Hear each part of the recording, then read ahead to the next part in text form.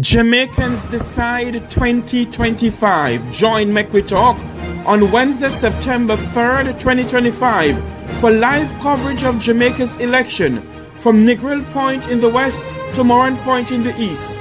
We will be with you from 7 a.m. in the morning until the polls are closed on election night. Join in the panel discussion with political analysts.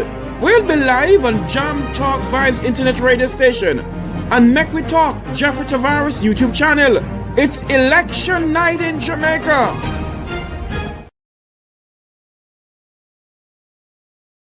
Jamaicans Decide 2025. Join Make We Talk on Wednesday, September 3rd, 2025 for live coverage of Jamaica's election from Negril Point in the west to Moran Point in the east.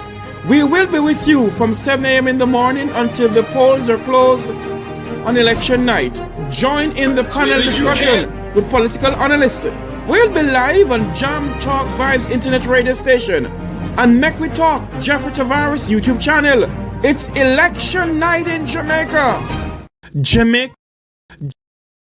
Jamaicans Decide 2025. Join Make We Talk on Wednesday, September 3rd, 2025 for live coverage of Jamaica's election from Negril Point in the west to Moran Point in the east. We will be with you from 7 a.m. in the morning until the polls are closed on election night. Join in the panel discussion with political analysts. We'll be live on Jam Talk Vibes Internet Radio Station and Make We Talk Jeffrey Tavares YouTube channel. It's election night in Jamaica. Jamaicans Decide 2025. Join Make We Talk on Wednesday, September 3rd, 2025 for live coverage of Jamaica's election from Negril Point in the west to Moran Point in the east. We will be with you from 7 a.m. in the morning until the polls are closed on election night. Join in the panel discussion with political analysts. We'll be live on Jam Talk Vibes Internet Radio Station and Make We Talk Jeffrey Tavares YouTube channel. It's Jamaicans Decide 2025. Join Make We Talk on Wednesday, September 3rd, 2025 for live coverage of Jamaica's election from Negril Point in the west to Moran Point in the east. We will be with you from 7 a.m. in the morning until the polls are closed on election night. Join in the panel discussion with political analysts. We'll be live on Jam Talk Vibes Internet Radio Station and Make We Talk Jeffrey Tavares YouTube channel. It's election night in Jamaica. Jamaicans Decide 2025. Join Make We Talk on Wednesday, September 3rd, 2025 for live coverage of Jamaica's election. 93 FM. As we remind you that we're coming to you live from the studios of News 93 FM right here at UWI Mona campus in the parish of St. Andrew, Jamaica. And indeed, it is your program as we invite you to stick and stay with us for the duration as we go up until 12 midday. My name is Conrad OBrian. They call me the fireman. And of course, it is Tuesday, August 25, 2025. So the 25s are certainly in vogue. And indeed, we bask in the goodness and the glory of Almighty God. As we remind ourselves that this is the day that the Lord has made, let us indeed rejoice in it. And can I tell you, I am feeling very, very happy this morning, very happy and thankful, thankful. I'm feeling in good neck, good health, and, I am able to eat something, so I'm good. As I say, good morning to my lovely producer, Tanya Richards. Tanya, not easy, Tanya leave me last week, Friday, with a different hairstyle, and today I'm seeing Tanya in another exciting hairstyle. But of course, the ladies, they really have a way of jazzing up the hair, and they always said the hair is a lady's beauty. So looking quite nice, Tanya. I like the shade and all of that. So That said, the numbers to call this morning are 876-212-9824, 876-462-0919. To listen to us on your smartphones and device, please please go to the Apple or Google Play Store and download the News Talk 93 FM app.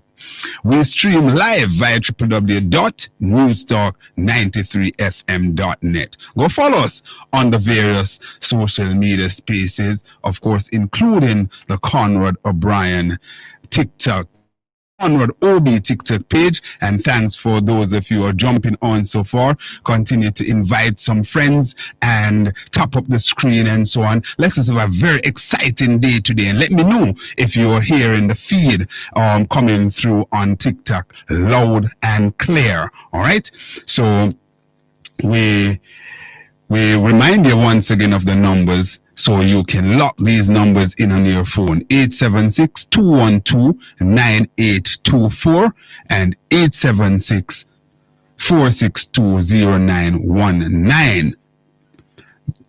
To advertise with us, please call our sales agents at 876-427-9955. That's 876-427-9955. 9955. Those are the numbers to call us to place your ad here, and we are very happy and willing to work a package out for you to tailor-made to fit your business. So give us a call. You can also send us an email at our sales department at news.93fmsales@gmail.com.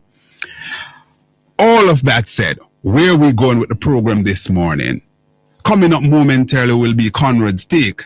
And of course, at 10:10 this morning, our spotlight guest will be candidate for the Southeast Clarendon constituency down there in mid-Jamaica, Sean Barneswell, or Sean Barneswell. You know, some people say Sean or Sean, or sometimes, people just say Sean. So it's but it's the same person. So Sean Barneswell, he will be our spotlight guest this morning as we talk to him about his chances of basically, overthrow or take the seat over from Pernell Charles Jr. Of course, he is still referred to him as Minister Charles Jr. because the cabinet is still intact. We are also streaming this morning with our partners, Fit FM, fitfmja.com, and they're also on the 96.7 FM band down there in Western Jamaica. We're also up with the Wayne Hall Network and indeed Caribbean Vibe Radio. We're also carried this morning by our friend at Make We Talk YouTube channel. That's the Jeffrey Tavares Make We Talk YouTube channel. So a lot of offering there this morning for you to listen to us. As the program continues to get more and more popular, my goodness gracious me, the expression has been tremendous, and I want to say thanks to everybody, because we know you have choices, and that is why we never ever forget to say thanks. All right, so what time is it now? It's now 16 minutes after 9 o'clock here, and a Monday morning, a bright and sunny Monday morning here in Jamaica. It's 16 minutes after 10 o'clock over there in the United States of America. And of course, you know that there are different timelines across the globe. So wherever you are, let me wish you good morning, good night, good afternoon, whatever time of day it is. All right. My friends over there in China, I think they're about 7 or 8 hours ahead of us, some there or thereabout. All right, so I want to hail them because we have quite a few listeners over there in China and certainly in Japan. So stick and stay with us. All right, welcome to another edition of Conrad's Take. And this morning I'll be looking at the political debate that took place on Saturday night, and certainly it was rather interesting I was a guest in a program where we had a pre-debate conversation. And, you know, I tend to look at things in a particular way. Maybe sometimes people will say, boy, Conrad, how do you come up with those level of analysis? And at the end of the day, you're spot on. And I remember saying on the panel, I was on with Dr. Nelson and Dr. Campbell. And I shared, of course, the program was moderated by Jeffrey Tavares. And I said that, you know, I expect a big win from the People's National Party. And I said that while both teams were looking good on paper, we had Kamina Johnson-Smith, Pernell Charles Jr., and Matthew Samuda represented the JLP.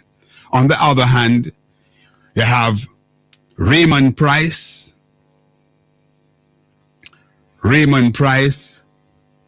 Damian Crawford, and indeed Sophia Fraser-Binns representing the People's National Party. But when I analyzed the whole thing and I said, listen, after 10 years of being in government and people are worse off than they were back then certainly it's going to be an uphill task for the governing side to really come and sell their idea, because the government should be coming with deliverables rather than to talk about what they are going to do. And I look at some things, for example, I said, listen, in 2016, the cost to produce electricity in Jamaica was 22 US cents per kilowatt hour. Now it is 47 to 50 cents US per kilowatt hour to produce. So all the fanfare that, for example, Darrell Vaz will be coming with, and by extension the government, they are found wanting. There are some communities that had water in 2016, and because of our pump gone belly up, those communities are without water. So less people in Jamaica have water now than they had in 2016. We also look at the education sector, where less students are now passing 5 subjects than there were in 2016. And all of these are not my saying. The data basically able to justify what I'm saying. In 2016, the minimum wage was what? 6,200. And it could purchase more than the 16,000 can purchase now.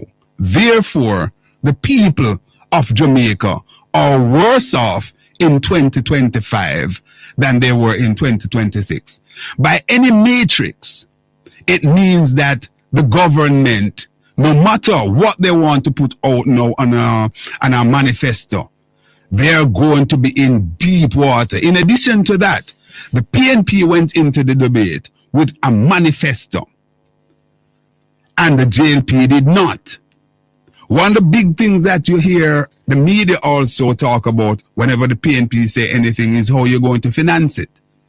I heard somebody this morning talking about the JLP manifesto and the Bradley Avenue outfit, and they never asked one word as to how will the government finance what they're saying. But every open they open their mouth is the PNP. They ask how the PNP going to finance whatever they put out there. Huh?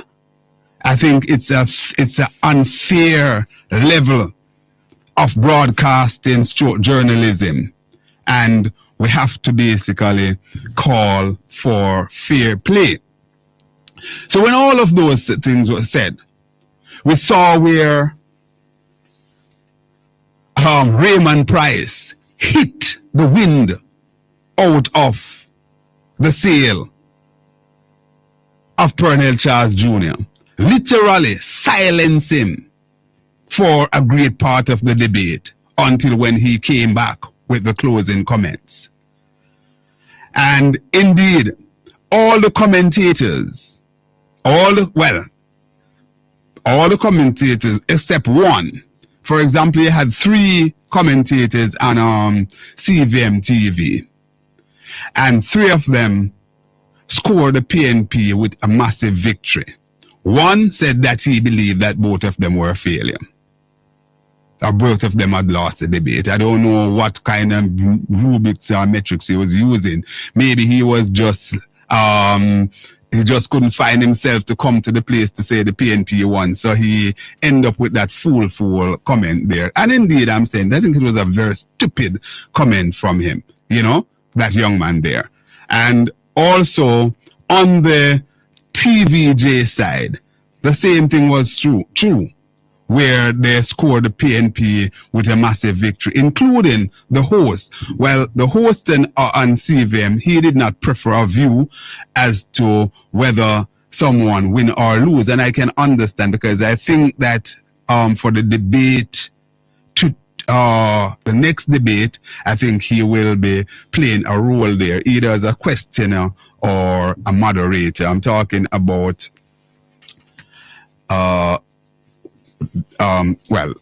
what the journalist there, he will be participating in the debate come either Tuesday or Thursday of this week. So he didn't prefer a view.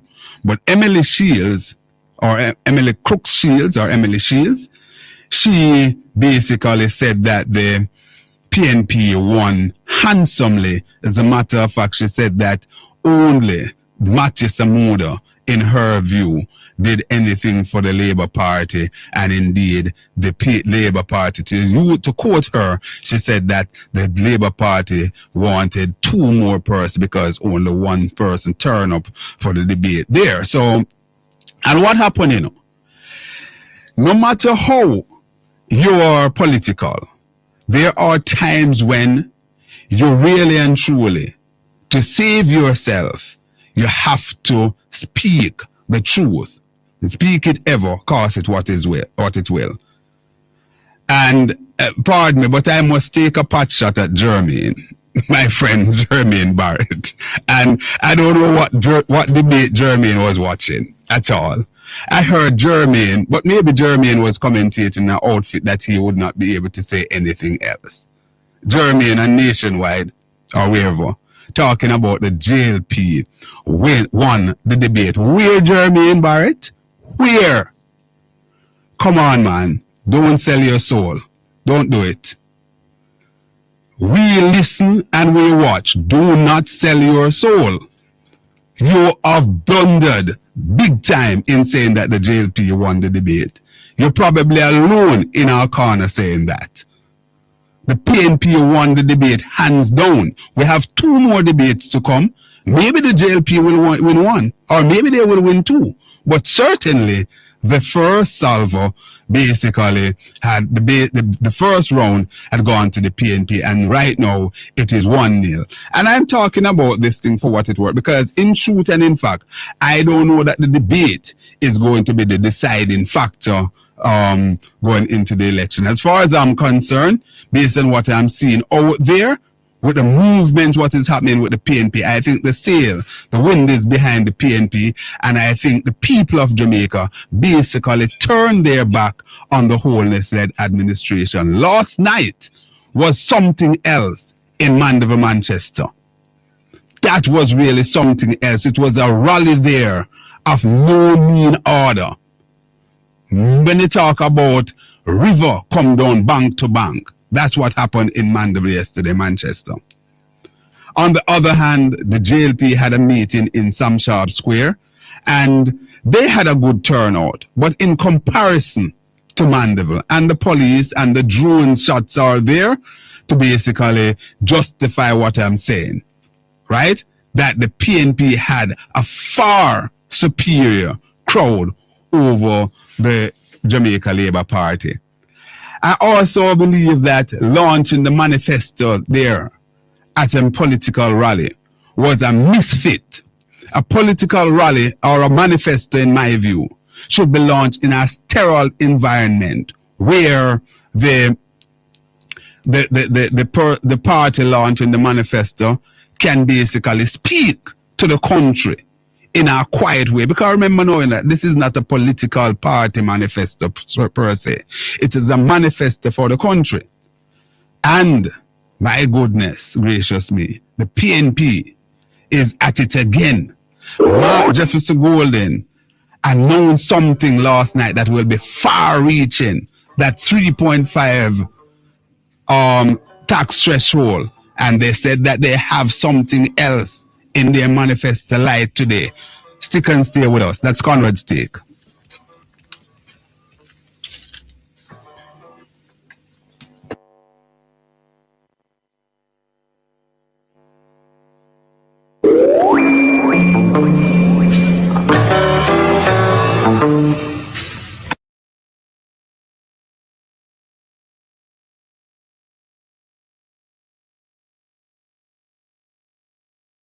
Jamaicans Decide 2025. Join Make We Talk on Wednesday, September 3rd, 2025 for live coverage of Jamaica's election from Negril Point in the west to Moran Point in the east. We will be with you from 7 a.m. in the morning until the polls are closed on election night. Join in the panel discussion with political analysts. We'll be live on Jam Talk Vibes Internet Radio Station and Make We Talk Jeffrey Tavares YouTube channel. It's election night in Jamaica. As we stand by, good morning everyone. Good morning. Welcome to a simulcast broadcast with Conrad OBrian and Make We Talk. That's Conrad OBrian, straight up News Talk 93 FM over there in Kingston, Jamaica. We're simulcasting this morning with Conrad OBrian. Just to remind you that this evening we will be having our special guest will be former Jamaican Senator of the People's National Party, Senator Donna Scott Motley. She will be my special guest this evening at 7 p.m. Jamaica time, 8 p.m. US time. We'll be speaking about the role of the Jamaican Parliament when it's dissolved, who is really in charge. We'll be speaking about the People's National Party Manifesto to get her views on the launch of the Jamaica Labour Party Manifesto that this evening at 7 p.m. Jamaica time, 8 p.m. US time on the Make We Talk program. Stand by for Conrad OBrian. Jamaicans Decide 2025. Join Make We Talk on Wednesday, September 3rd, 2025 for live coverage of Jamaica's election from Negril Point in the west to Moran Point in the east. We will be with you from 7 a.m. in the morning until the polls are closed on election night. Join in the panel discussion with political analysts. We'll be live on Jam Talk Vibes Internet Radio Station and Make We Talk Jeffrey Tavares YouTube channel. It's election night in Jamaica.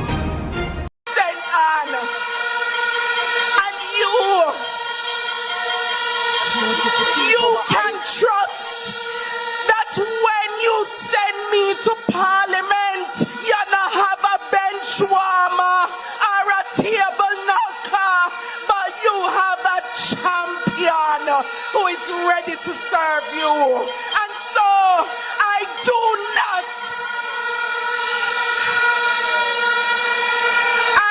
not have to ask, but I know no one me ask anyway. Northwest St. Anne, are you ready?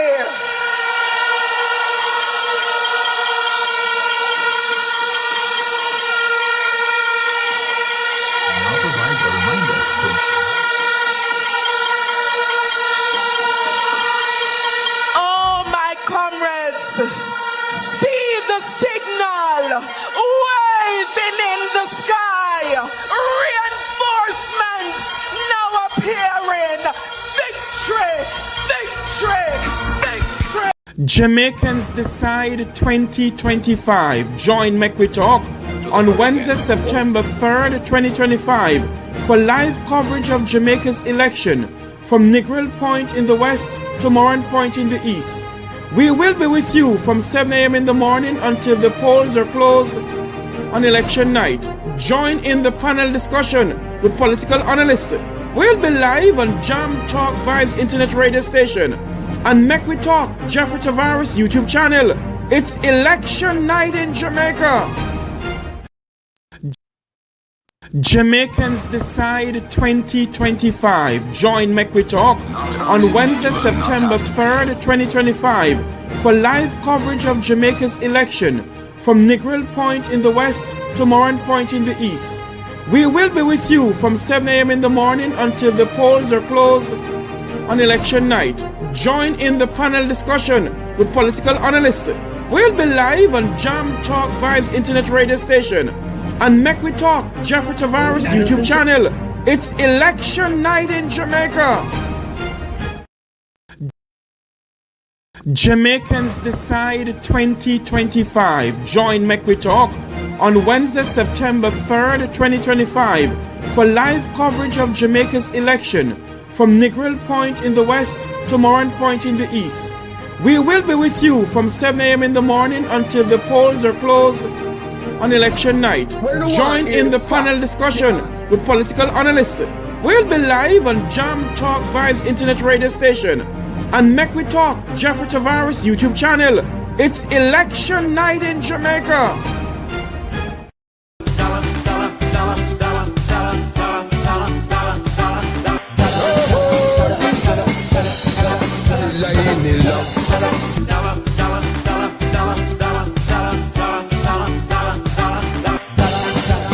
I've had to work for anything that I've had.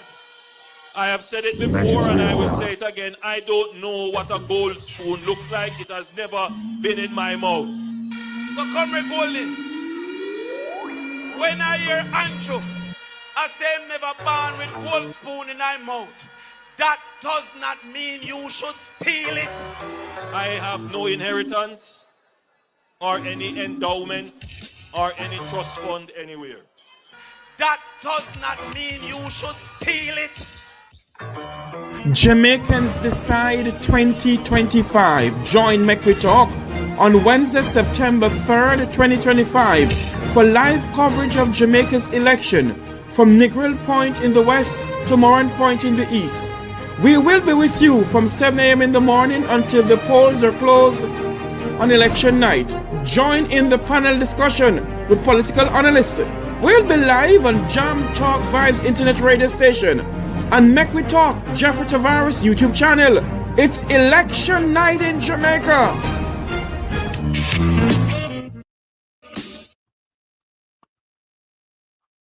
Jamaicans Decide 2025. Join Make We Talk on Wednesday, September 3rd, 2025. Midday. Of course, I'm the fireman, and we continue to speak truth to power, no matter who the guy is.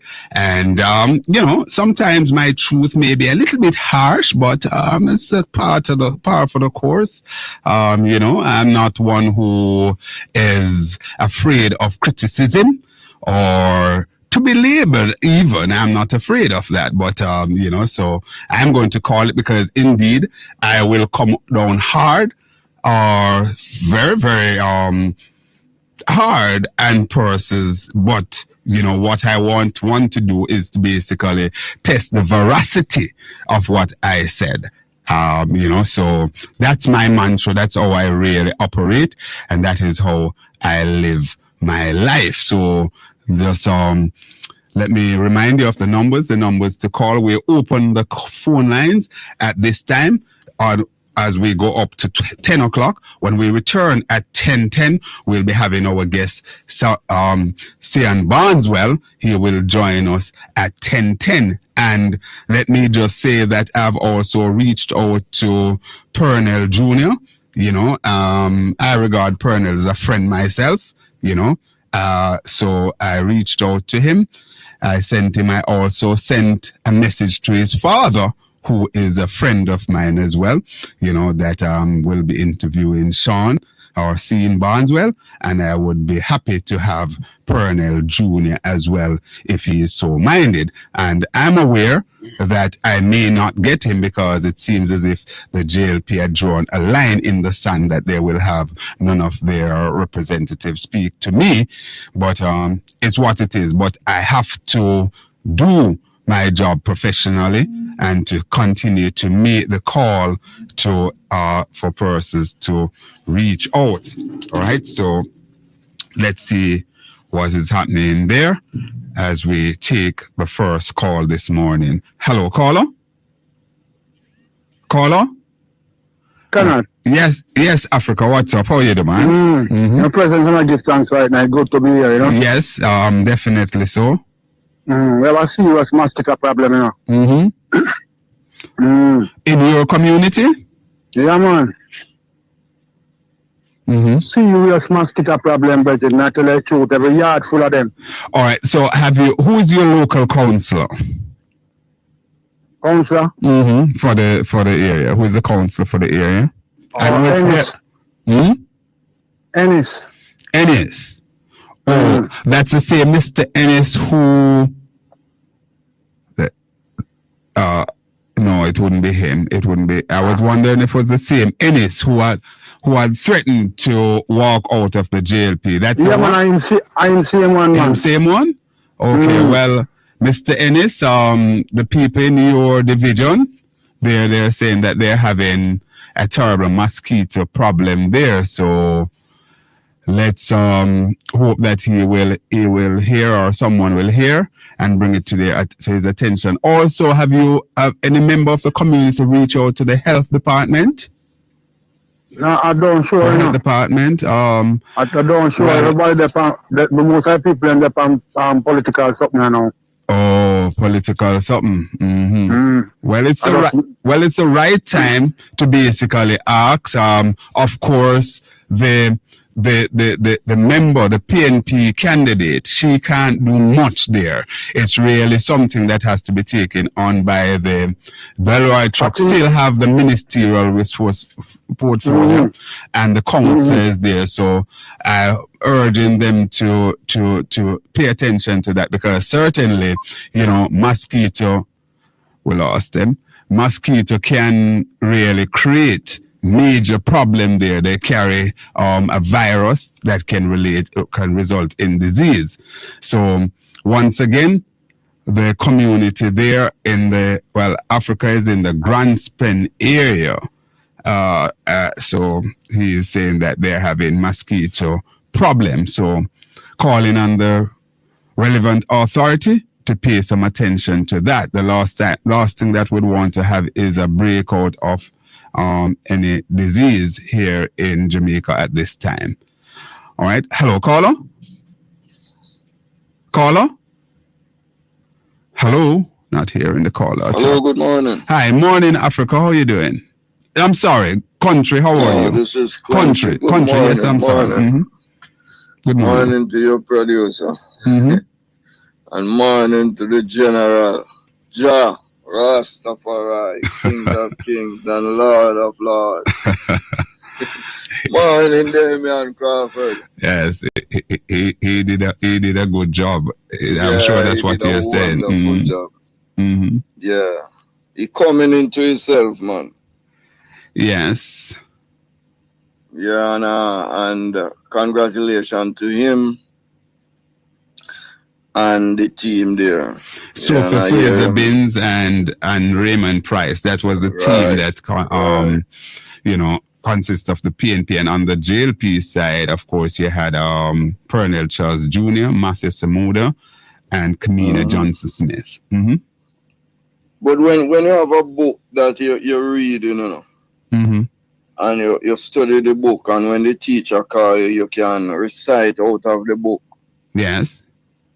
So the GLP did not have a manifesto. They did not know what in the manifesto or what they were there for. Yes, and also what happened? You say the truth is also that after 10 years, and the people are saying that, listen, they are not better off. They are not feeling the pulse of the JLP in terms of their lives being better off. The JLP, and I'm not talking about just the social debate that took place. I believe that the JLP is going to be hard pressed going even into the other two debates, because the narrative that they're trying to sell, for example, even what Pernell Charles Jr. said about the low numbers in unemployment and also the record level in minimum wage and so on. The truth is that the people believe those are pittance. The people are not feeling it. The United Nations survey shows that 57% of Jamaicans having difficulty in affording a good meal per day. Let me take 2 minutes look at the numbers. Mm-hmm. The Prime Minister said 20,000 people is unemployed. Mm-hmm. Round it up down to 3%. Mm-hmm. When I match it out in St. Catherine, the parish that I'm from, you have over 20 high school, and 20 times 2 equal 40. So you have over 400. You have over 4,000 children leaving high school each year. Mm-hmm. Does these children get employed or enter into university? All 4,000 from St. Catherine? Not at all. A very low percentage there. As a matter of fact, Damien trot out some numbers there to say that the number of students entering into university or tertiary studies has declined. He also shared where those who are coming out with 5 or more CSEC, that number has basically declined as well. So what you'd have from the get-go is less people who are quote-unquote shovel-ready to attain to go on to tertiary or university education. Well, tertiary education. Mm-hmm. So what I'm saying, so if you multiply that over the 10 years, you have 40,000 people leave high school ready for the jobs in St. Catherine. Does these 40% got jobs over the 10 years? Well, I think country, we don't even have to go there, you know. The same organization that put these figures out say that about 700,000 of our able-bodied people are not in the workforce. They're not in the workforce. So, and that is one of the reasons why you see that, you know, more and more industries are saying that, listen, they don't even, they're having difficulty because some of the people are not trained.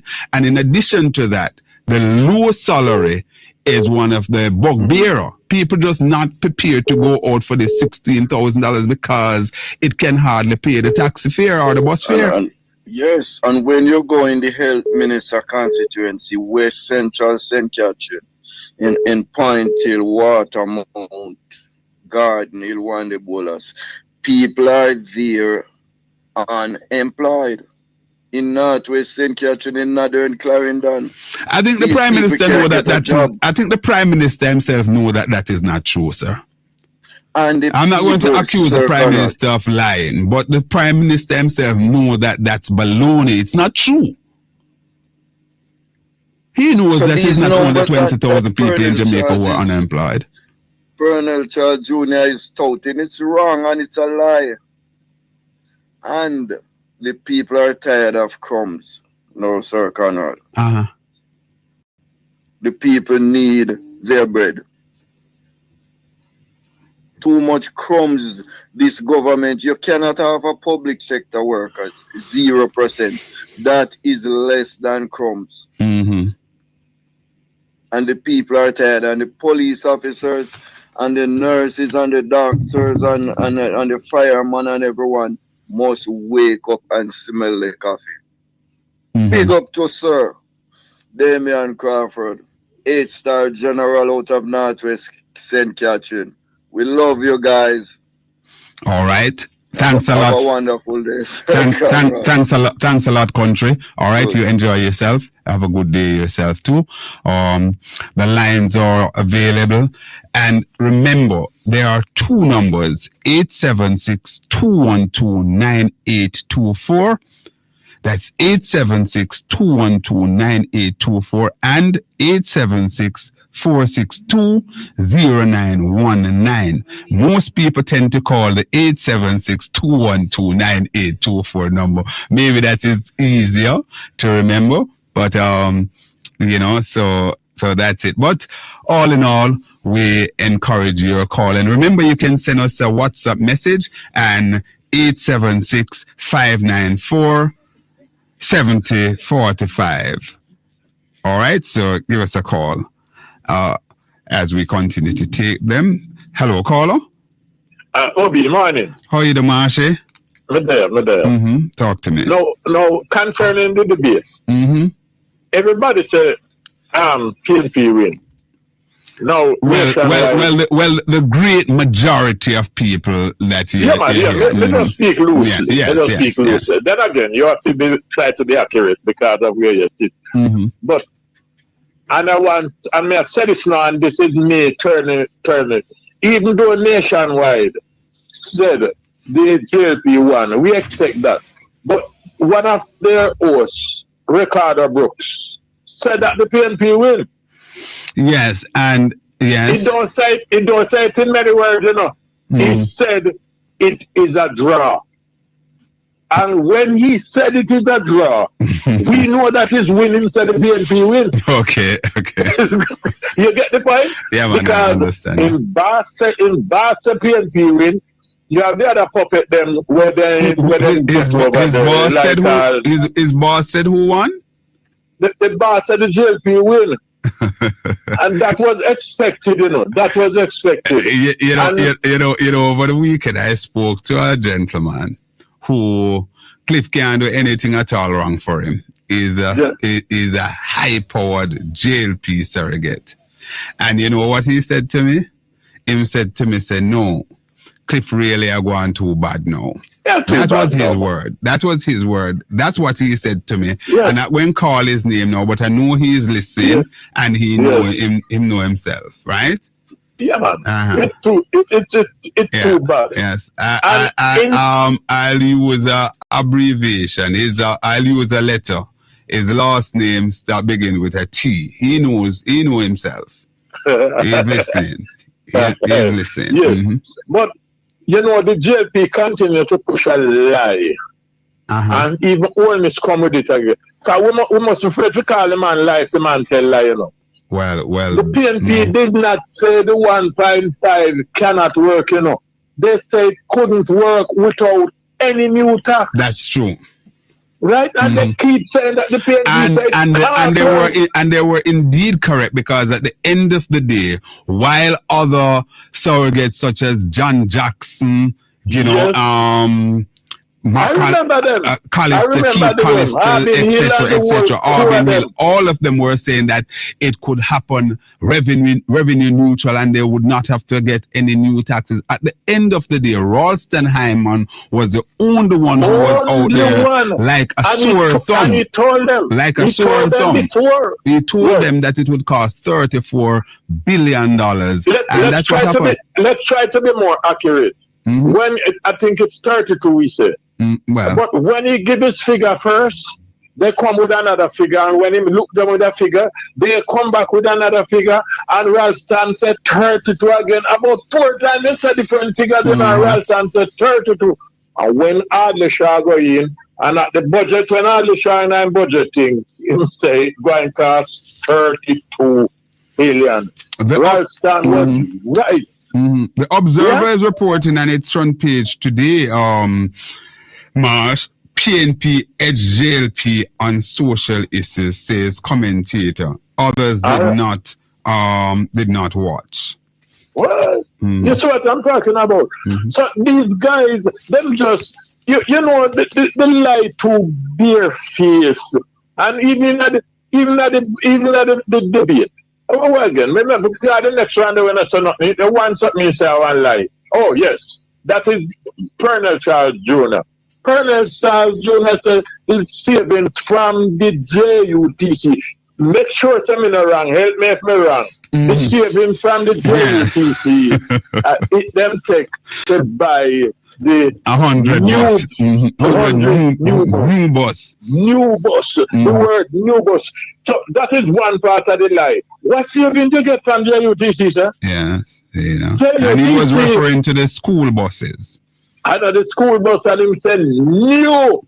Yeah. My thing, we can't like no man. No, when I heard it, I was saying to myself, "What is Pernell, my friend Pernell, talking about?" You know, but I think maybe the heat, maybe he was feeling a bit of pressure, and you know, it kind of gets him because if you notice, something was happening with him there. He was stuttering a whole lot, and he was sort of coming across rather incoherent and so on. You know, I don't know. Sometimes the stage, you know, sometimes the quote unquote big stage kind of have impact on you. But then Pernell is not new to addressing audience, you know, a big audience. So I don't know what was it. Let me tell you something, you know. PJ said that thing one time, you know, something them that I talk about, and PJ keep himself quiet, you know. And somebody asked why I'm so quiet, and PJ says silence cannot be misquoted. Yes. And the old Pernell Charles Jr. did just not go say nothing. It could not. Now, Christopher But he had to say something because he was a part of the debating team. You don't go to a debate and just keep your mouth closed unless you're forced to. Like when Raymond responded to Pernell, and as a result of that, for a great portion of the debate, he was silent. But normally you come to a debate, turn up to speak. That's what it is. A debate is a chatting contest. These guys are I'm speaking a little loosely there. It's more than a chatting contest, as I said. You know, it's a place for you to really, you know, bring your point and be credible. And certainly something went awry with the JLP team the other evening, you know. And when we tell lies, so we believe people believe all of them kind of lie. One of the reasons for these things, you know, Marsha, is that we still in our society in the main, and that a lot of us who, you know, sit behind microphone, our people, let me remove myself from it, because in the main, I would say that, you know, it's the job of, say, investigative journalists, right? Not really broadcast journalists of such or talk show hosts who do these things. Yeah. It normally come from investigative journalists who would basically be doing all the fact checks and so on. And we don't have much of that. We don't do much of that here in Jamaica. So people are allowed to speak loosely. Before I go, you sit behind the microphone. Yes. Now I heard Mr. Wallace over and over and over talking about how Marky G benefit from FinSac. Now, I want you ask the question, because me no know, so we have to ask. And why I can't say Andrew Wellness and his wife, because the wife also is a politician, so she involved. I want to know if Andrew Wellness and his wife no benefit from FinSac. Well, whether she's a politician or not, benefits that a husband receive because of the family unit. Yes. Right, and that is why not just legally, but from a biblical standpoint and so on, you are tied together. You are one, and that is why even in terms of declaration, your wife assets and liability forms a part of your own declaration as well. Yes. To the time and the time when Andrew Wellness buy some property. Some of them are from FinSac, and at that time, when get money from so rapid to buy them the kind of house that, if it is true, it is alleged, we have to make sure I protect nationwide. It is alleged that this is not nationwide, sir. Oh, I'm so sorry. A New Start 93. Sorry about that. Yeah, man, that's all right. You have to protect New Start 93. That's all right. Sorry about that. Tanya, don't kill me. Take my call the next time. We just want to be assured.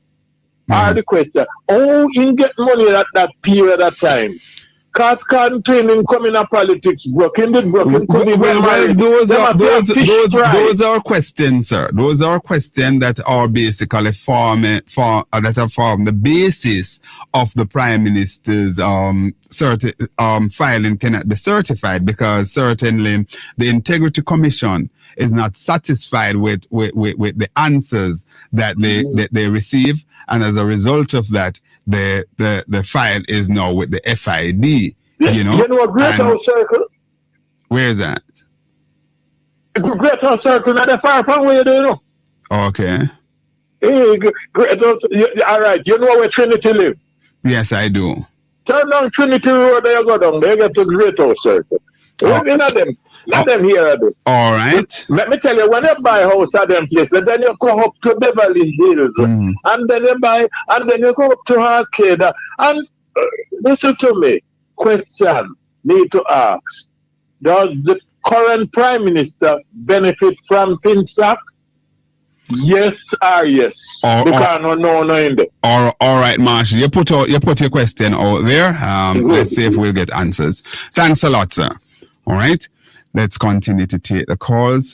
Or we go to the break. Let's go to the 10 o'clock break. So come, stick and stay with us.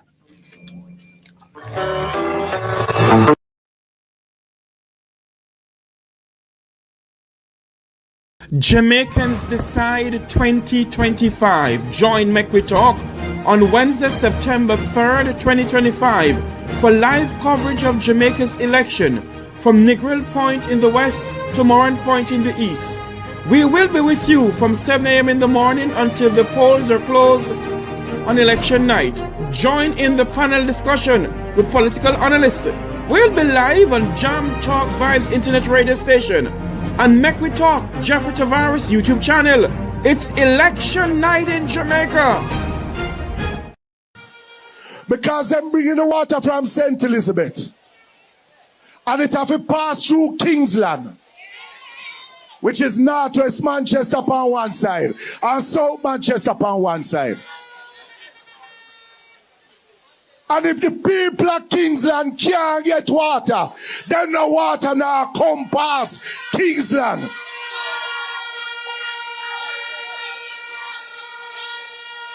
Because how you fi carry water coming out the town of Mandeville and the same community them where you pass no have no running water. That are no justice. And we want justice. Jamaicans Decide 2025. Join Make We Talk on Wednesday, September 3rd, 2025 for live coverage of Jamaica's election from Negril Point in the west to Moran Point in the east. We will be with you from 7 a.m. in the morning until the polls are closed on election night. Join in the panel discussion with political analysts. We'll be live on Jam Talk Vibes Internet Radio Station and Make We Talk Jeffrey Tavares YouTube channel. It's election night in Jamaica. Jamaicans Decide 2025. Join Make We Talk on Wednesday, September 3rd, 2025 for live coverage of Jamaica's election from Negril Point in the west to Moran Point in the east. We will be with you from 7 a.m. in the morning until the polls are closed on election night. Join in the panel discussion with political analysts. We'll be live on Jam Talk Vibes Internet Radio Station and Make We Talk Jeffrey Tavares YouTube channel. It's election night in Jamaica.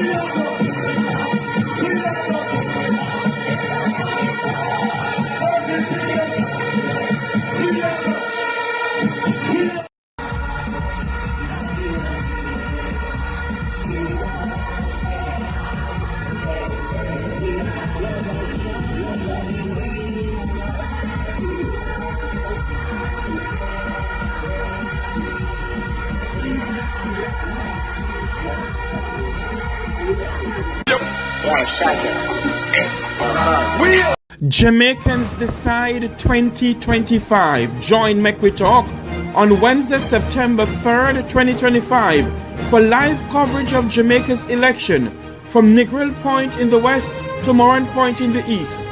We will be with you from 7 a.m. in the morning until the polls are closed on election night. Join in the panel discussion with political analysts.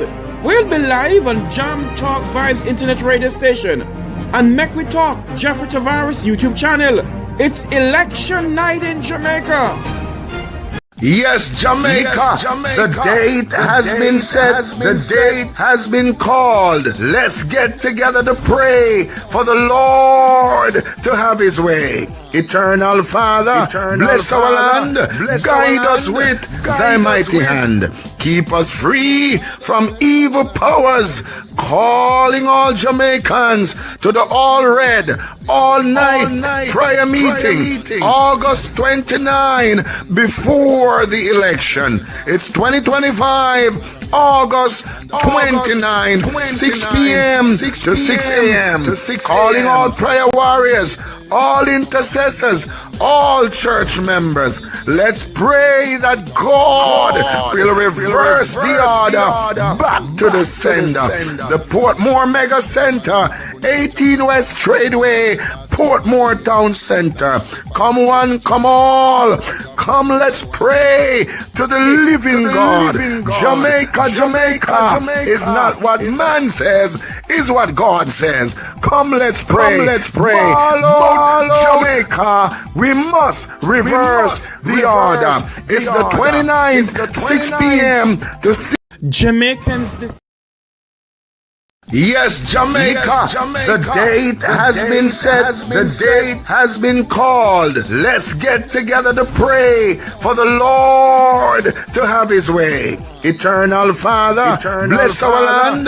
Guide us with thy mighty hand. Keep us free from evil powers.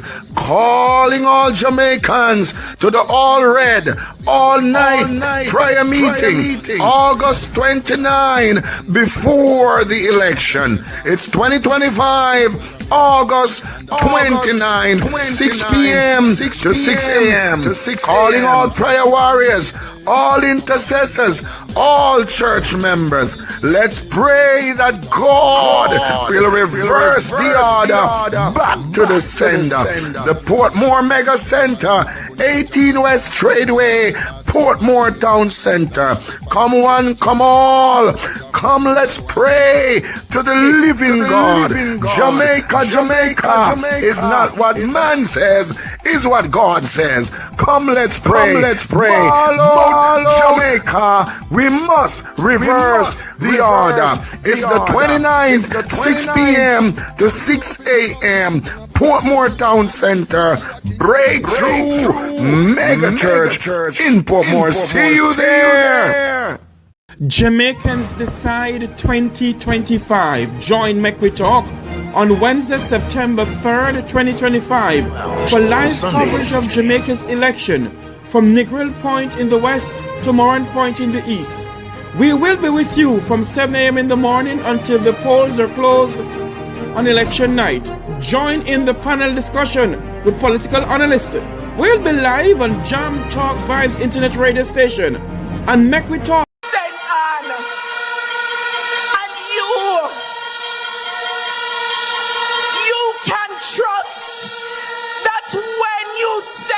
To Parliament, you not have a bench warmer or a table knocker, but you have a champion who is ready to serve you. And so I do not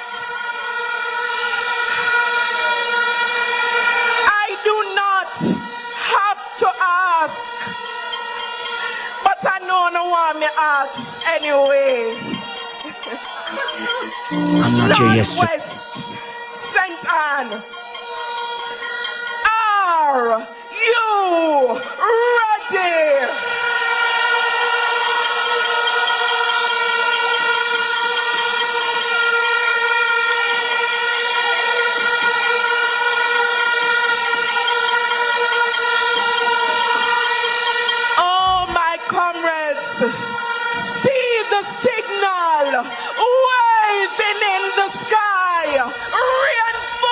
Jamaicans Decide 2025. Join Make We Talk on Wednesday, September 3rd, 2025 for live coverage of Jamaica's election from Negril Point in the west to Moran Point in the east. We will be with you from 7 a.m. in the morning until the polls are closed on election night. Join in the panel discussion with political analysts. We'll be live on Jam Talk Vibes Internet Radio Station and Make We Talk Jeffrey Tavares YouTube channel. It's election night in Jamaica. Jamaicans Decide 2025. Join Make We Talk on Wednesday, September 3rd, 2025 for live coverage of Jamaica's election from Negril Point in the west to Moran Point in the east. We will be with you from 7 a.m. in the morning until the polls are closed on election night. Join in the panel discussion with political analysts. We'll be live on Jam Talk Vibes Internet Radio Station and Make We Talk Jeffrey Tavares YouTube channel. This morning with our friends at Fit FM, fitfmja.com, the Wayne Hall Network, and indeed the Caribbean Vibe Radio. And also we are up on the Make We Talk YouTube channel. That's a Jeffrey Tavares Make We Talk YouTube channel. And we're also streaming live on the Conrad OB TikTok page. It's that time of the morning as we say thanks to our sponsor, Wellington Dental, for sponsoring this hour. It's that time of the morning when we go to our feature.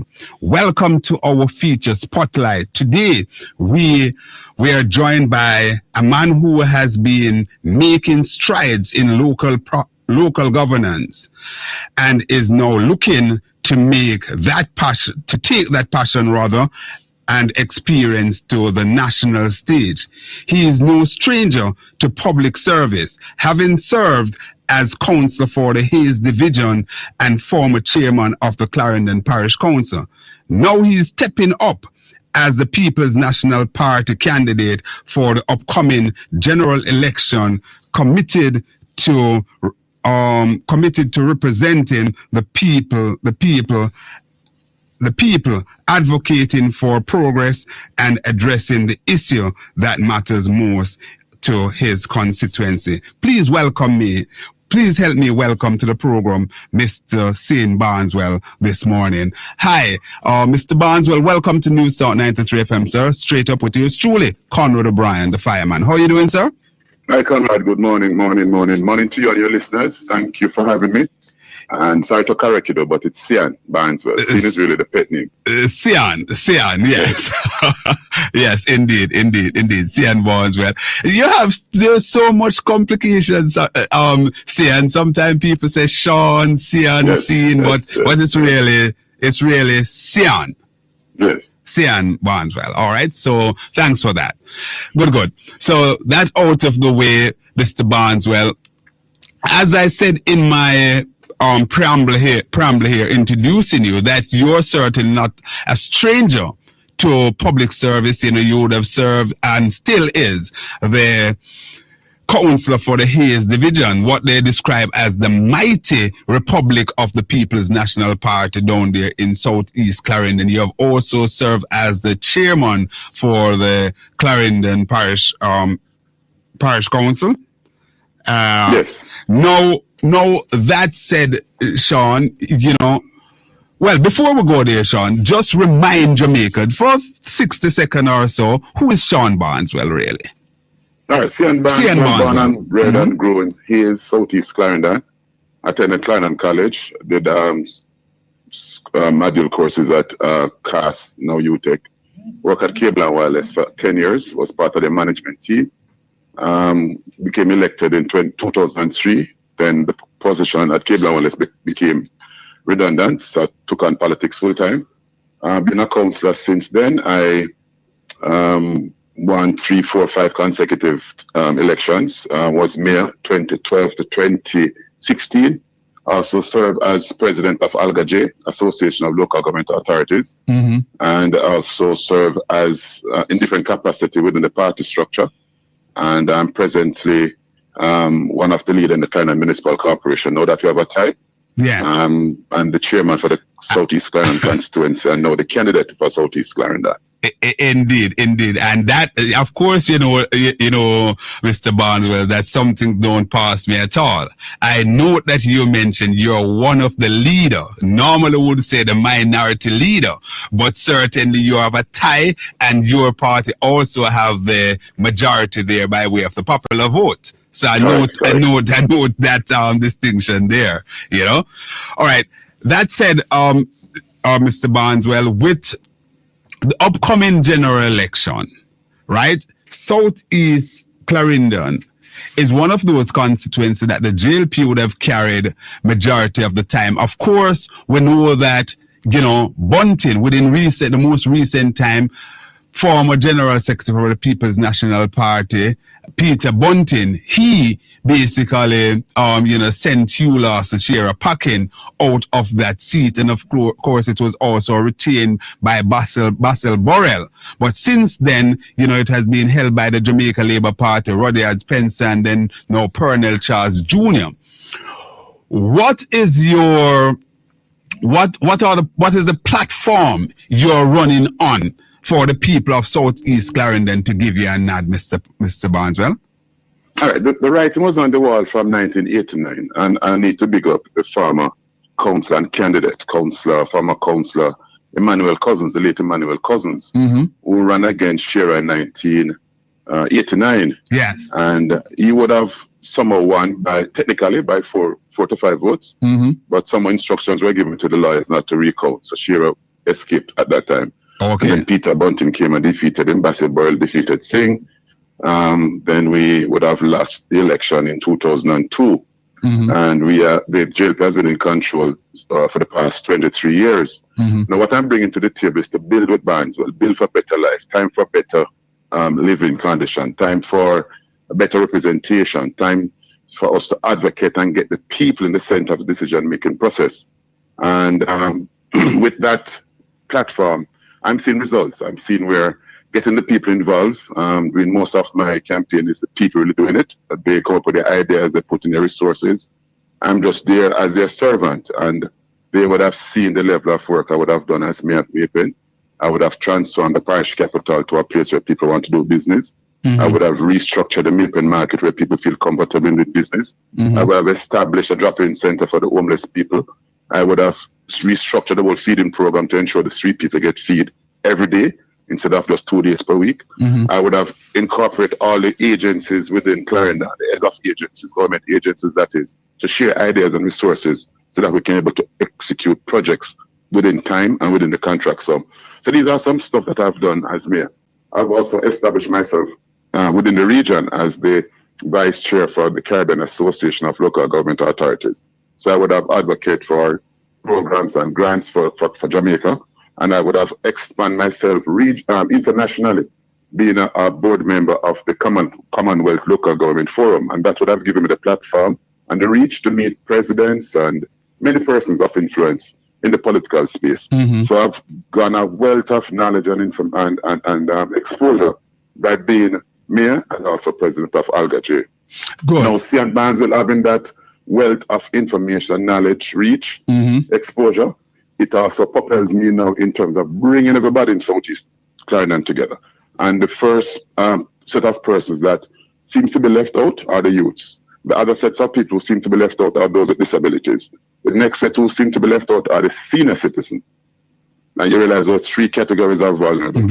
So we try to bring them in and try to be their advocate, their voice, their ears, their eyes. So whatever decision I make, it will incorporate them in it. And by saying that, I've started off doing the night football league in years. Yes. And I've done that 3 consecutive times. We started summer last year. We did it Christmas, and we're now doing it again this summer. It is scheduled to complete this Sunday. And that night football league has somewhat bring the youths together, but not only within years, but adjoining communities, newborns, far and wide. People come to watch the game. And since then, the criminal activities and violence within that space, and it's coming from the Hayes Police District, has somewhat reduced significantly. So we realize the strength of sports and football and what it can do to communities. Now, when I traverse the entire length and breadth of Southeast Clarendon, I realize there's no play field, none whatsoever. The Portland Cottage Community Center has been damaged by burial. and it has been there since. The basic school is on the same premises. No school can be kept there. They have a piece of tarpaulin over on top of it. The shelter itself, the community center, the roof is totally gone, and the place is in disarray or disrepair. You go Mitchelltown, the same thing. There's no water at the place. If you go Langwood, there's Cassia Tree, there's no electricity. If you go Cockpit, there's no electricity, there's no play field. And it's like that right across. Birdsville, there people are using some private field. Freetown, private property used for football. So I'm just saying, my first year in office as Member of Parliament is to restore and renovate at least 5 community fields in each of the division. So that's 20 communities will benefit from their play field being restored, where youths can be able to use to integrate. The other thing I'm bringing to the table is that while I was mayor, I initiated what is called Youth in Business. And this is where youths were trained by the Jamaica Business Development Center, PIOJ, and Heart NSTA. And we train them about how they manage their business, how to give an account, how to manage their books, how to promote and market their products or produce. And I will be giving them grant to either expand their business or to buy a piece of equipment or to set up their business. So I realize many youths have ideas, but don't really have the resources to give them a start. And that is one of the things CN will be doing to help those young people. There are persons living with them who are disabled, maybe in an accident, or they were some other means, whether accident or act of God or whatever. But they are still able-bodied. Able-bodied means their hands are good, their brains are still good, but they're in what is called the creative industry. And for those persons in the creative industry, and it doesn't go for those persons disabled only though, the person within the creative industry space, they'll be getting grant funding to either buy a piece of computer, whatever device that they need or equipment that they need to expand and to make their business good. There's another group of persons within that space, and there's the party promoters. And I must tell you that within the Hayes division itself, we have party from Sunday to Saturday, every day of the week, and bingos. And that has generated some $10 million each month. And they're talking about the money they made from selling the food and the soap and the liquor, just from the partner to everybody putting their money together. So in total, about $10 million minimum that we learned from that. But guess the challenge they are now having. They have so many times they do not get the permit from the police. And there could be many reasons. Maybe it could be security concern, or the police using his or her discretion because they have the power to do so, and don't grant them that permit. We intend to free that up. We intend to ensure that these people come on board with us, and we intend to free it up where they can have their parties without creating any disturbance to their neighbors, to the hospital, to the police station, or churches within that space. So that is something we're bringing on the table for party promoters. We're looking at the Fisher folks, and we have 4 areas. Salt River, Portland Cottage, Rocky Point, Mitchelltown, and Langwood. And we want to bring them on board. I said Salt River, Rocky Point, Mitchelltown, and Langwood. We want to bring them on board. They have no storage facility there. And I met with a gentleman who already showed me a design to have a cold storage that sets up that uses solar powered. So when the Fisher folks come in at night, they don't have to worry about how they can keep their catch from spoilage. They can keep it there until daybreak. Another thing we want to look at is having solar lights on the beach, because it's very dark at night. There's no light in there.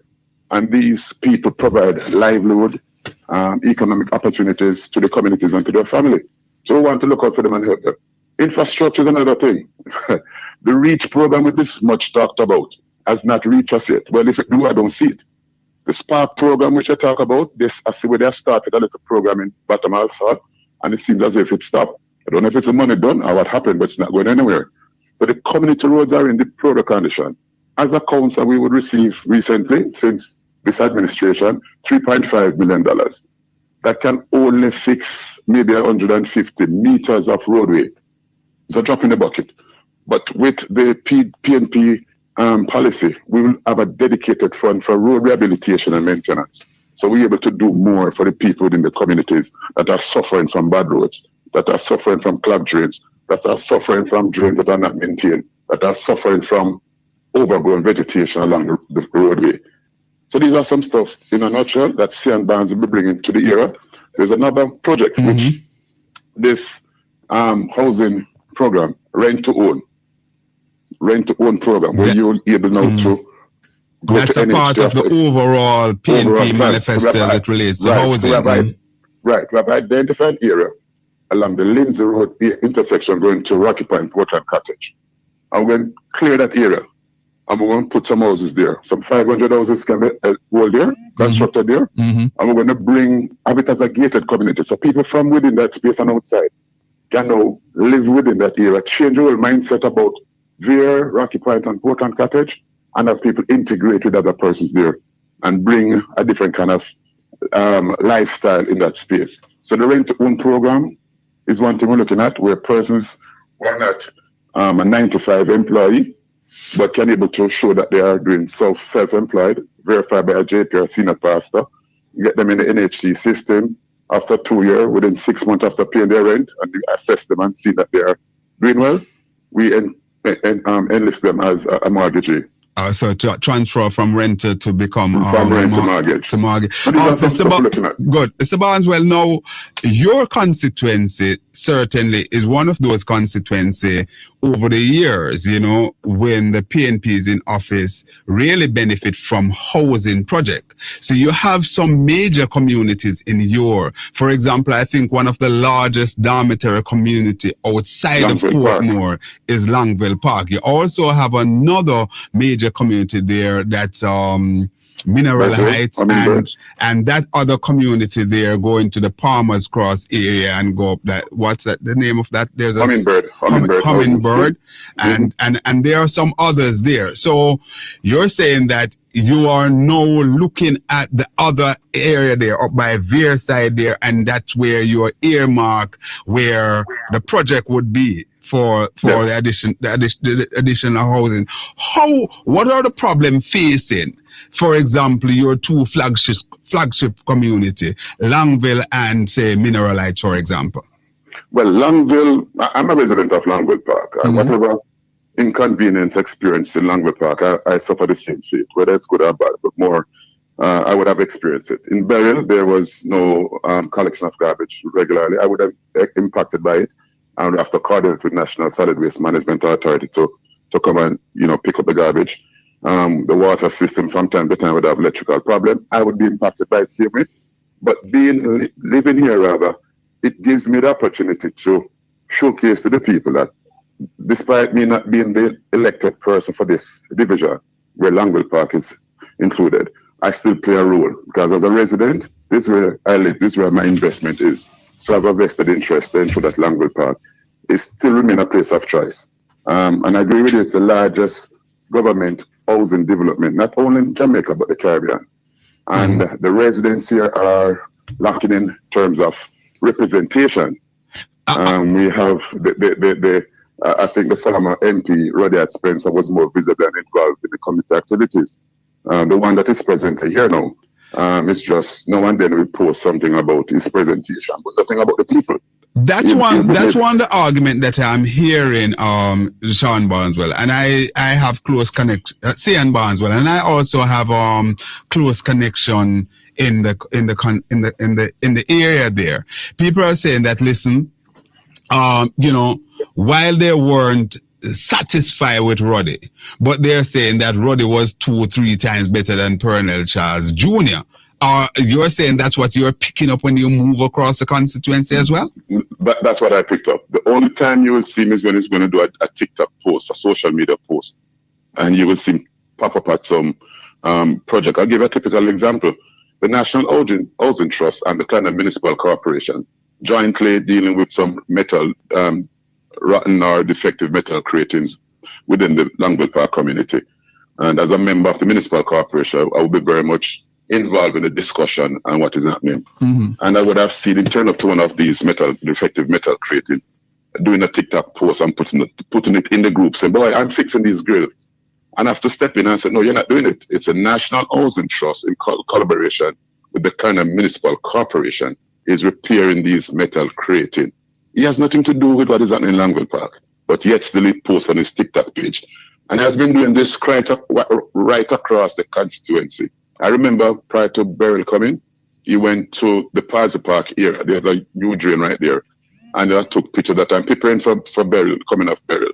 He would have cleaned maybe 100 feet of the drain. And the rest of it is filled with debris, garbage, you name it.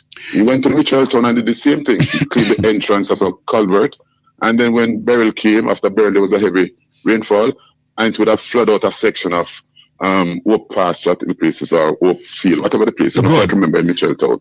So I'm just saying that it's really doing it for the applause. It's just doing it for the applause. Good. Let's look at an area there in terms of economic opportunity in your constituency, St. Barneswell. The fishing village there, you have that Salt River area there, you know, and certainly there is a good opportunity for ecotourism or community tourism. Talk to us about the plans that you have for that belt, for example. All right. We have rich heritage in terms of untouched tourism attraction. And I'm talking about the Portland Bight area. We have a birdwatch section close to the Salt River Mineral Spa, which I don't think we have fully utilized or sell. I made mention of the Mineral Spa in 2006. It was part of my brainchild to have that place developed. It's an area that I, as a teenager, I would have rode my bicycle to. I would have enjoyed being in the deep section, which is to the back of the facility. So I've been very familiar with it. And from then, I have this passion to see that place develop into a tourism attraction area. We have started, it had stopped because politics seeped in, and it has disrupted the whole process to get things done. But we're going back to it. We want to get it now, the place properly structured, in which we have proper shops being built. We're going to remove those stalls from the waterway. We're going to create a proper area where persons can dine. So you purchase the food at one point, and everybody eat under one central dining area. We're going to improve on the bathroom facility that is there. There's one there now, but we want to make it bigger where persons can be able to wash off after they have a nice bath and stuff. So that's another tourism attraction site that needs to be developed. Yes. We have the Welcome Beach, and that used to be the spot in South Clarendon. Was damaged by many hurricanes. There's a group of persons who started to renovate it, have it restored. Mr. Barneswell, I'm going to ask you to stay with me for a couple of minutes on the other side. Please hold the line. Let's take the 10:30 break. So come. Jamaicans Decide 2025. Join Make We Talk on Wednesday, September 3rd, 2025 for live coverage of Jamaica's election from Negril Point in the west to Moran Point in the east. We will be with you from 7 a.m. in the morning until the polls are closed on election night. Join in the panel discussion with political analysts. We'll be live on Jam Talk Vibes Internet Radio Station and Make We Talk Jeffrey Tavares YouTube channel. It's election night in Jamaica. Yes, Jamaica.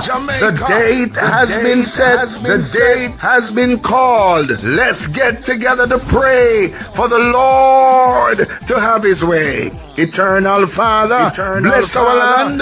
Guide us with thy mighty hand. Keep us free from evil powers. Calling all Jamaicans to the all red, all night prayer meeting, August 29, before the election. It's 2025, August 29, 6 p.m. to 6 a.m. Calling all prayer warriors, all intercessors, all church members. Let's pray that God will reverse the order back to the sender. The Portmore Mega Center, 18 West Tradeway, Portmore Town Center. Come one, come all. Come, let's pray to the living God. Jamaica is not what man says, is what God says. Come, let's pray. Jamaica, we must reverse the order. It's the 29th, 6 p.m. to 6 a.m. Portmore Town Center, Breakthrough Mega Church in Portmore. See you there. Jamaicans Decide 2025. Join Make We Talk on Wednesday, September 3rd, 2025 for live coverage of Jamaica's election from Negril Point in the west to Moran Point in the east. We will be with you from 7 a.m. in the morning until the polls are closed on election night. Join in the panel discussion with political analysts. We'll be live on Jam Talk Vibes Internet Radio Station and Make We Talk, Jeffrey Tavares YouTube channel. It's election night in Jamaica. Jamaicans Decide 2025. Join Make We Talk on Wednesday, September 3rd, 2025 for live coverage of Jamaica's election from Negril Point in the west to Moran Point in the east. We will be with you from 7 a.m. in the morning until the polls are closed on election night. Welcome back. Join in the right panel discussion with political analysts. We'll be my name is live on Conrad OBrian. We go up until internet radio 12 station. midday. We're talking to Mr. Cian Barneswell, is the PNP standard bearer down there in Southeast Clarendon. Mr. Barneswell? I'm still here. Thanks for holding, sir. So a lot of things that you have on the horizon there in terms of the tourism sector that you want to, make Southeast Clarendon be a part of the tourism product, because certainly what that would mean is that the people, the jerk chicken man, the fish vendor, everybody would basically benefit from that, because you're not talking about all inclusive here.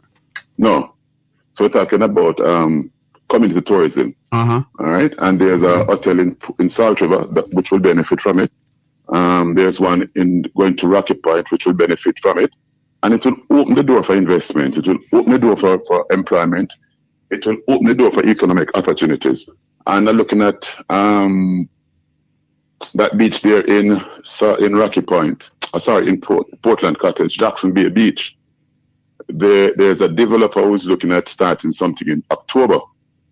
And he wants to use it to create some townhouses, spa,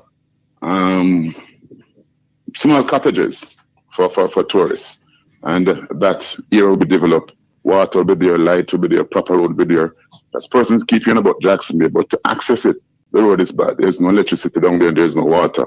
But as I touch on the water situation, in today's day of 2025, there are still significant communities in Southeast Clarendon. And remember now, Southeast has seen two prime ministers, Foster and Shearer. Yes. And they have had the longest reign of leadership in terms of political representation from 1944. It was brought in 1993, and they resumed leadership again in 2002.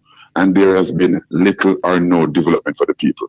So water for birds, the long grass, moors, Coolitown, to name a few areas in that side, section of Palmer's Cross, Top Allsall, section of Rocky Point, section of Salt River going Tarrington side, they have no water.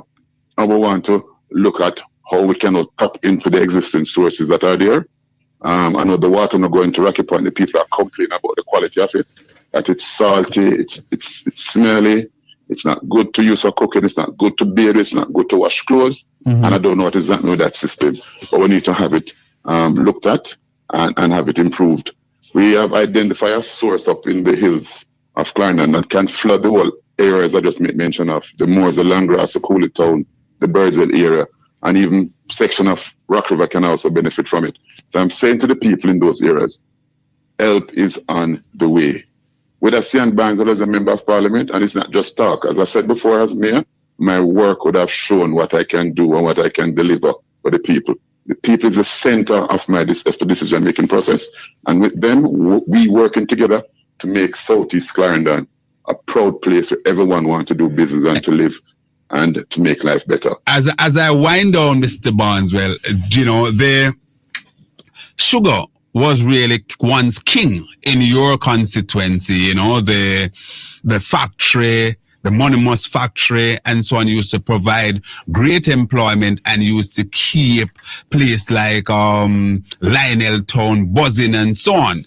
What's going on there with the sugar and those lands, that would be vacant in the main? Any plans for that under your stewardship? Well, there's a private group of Indians who have indicated an interest to build a new sugar factory adjacent to the existing Monimus factory. I'm not sure how many of the land they will be getting to lease, but whatever amount or portion remaining, as I said at a spot meeting, that person with interest to go into agriculture, and I think many young people want to get into that field. There are several irrigation wells in and around the area, which were vandalized after Monimus closed. But I don't know what the people would have gone there and do that. But anyway, we plan to restore these wells. And we want to do a similar agro park, which was started by Roger Clark in that area, where lands are locked up in 5 and 10 and 15 acres. So persons can be able to lease these lands individually or as a group. So we can be able to feed our people. And enough persons now doing business in that space. And it is gaining or growing good yield. And I think we can expand it. We can utilize those lands and just having those lands being idle lands, turn them into agricultural use, feed our people, and can be able to export to neighboring countries. Before I give you the opportunity to make your pitch, Mr. Barneswell, let me ask you the final question.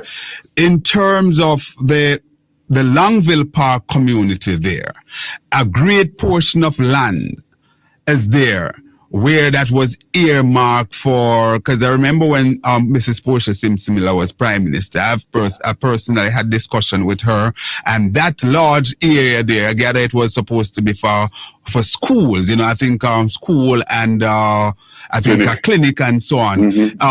Anything on the horizon for that, Mr. Barneswell? Have you heard anything, and how will you be pushing to get this for the people within your constituency, especially people in Longville area? Well, Longville Park is something we're looking at. We need to look at the space for school. I know there's things White's basic school and kindergarten within the space, and they too having challenges because where they were operating from, the neighbors would have some issues in terms of parking and noise and stuff.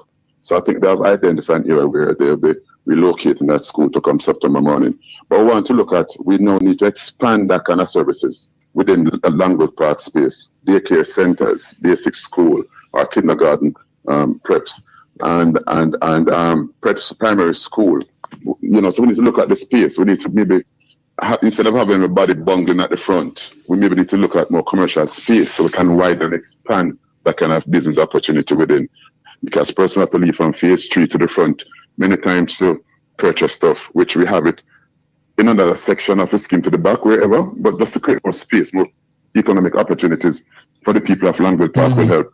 In terms of the clinic, we only have the closest clinic to us is the one in Green Park, Sandy Bay area. Yes. And I think Longville Park, Cockpit, Torrington would have benefited from us having a clinic within that space. So something that we'll be looking at. So I'll be looking at what was being proposed or what was proposed, what was not done, and then advocate and lobby on behalf of the people to get these services in place within the community of Longville. Another thing I want to look at is the Lioneltown Hospital. I don't know who could figure this one. We need to have it upgraded because the Nathan Hospital cannot take on that load from all of South and going east, which is Longville Park and all of those communities. Lioneltown would have served better Longville Park. I want to upgrade it where we can be able to offer more services at the Lioneltown Hospital. So that is something that I'll be advocating and lobbying for to have it done. The Lioneltown Hospital being upgraded to a type B or a type A, where more service can be given to the people of Southeast Clarendon and adjoining constituencies. Indeed, Mr. Barneswell, candidate for Southeast Clarendon for the People's National Party. Now, Mr. Barneswell, you have been a man who born, bred, live in the constituency, so you know the lay of the land. I'll give you I'll give you a little time now to just basically make your pitch. Coming September 3rd, talk to the people. Why should they elect a Cian Barneswell? Come September 3, where I would ask all the voters within Southeast Clarendon to vote for Cian Barneswell. Vote for Cian Barneswell for better life. Vote for Cian Barneswell for better representation.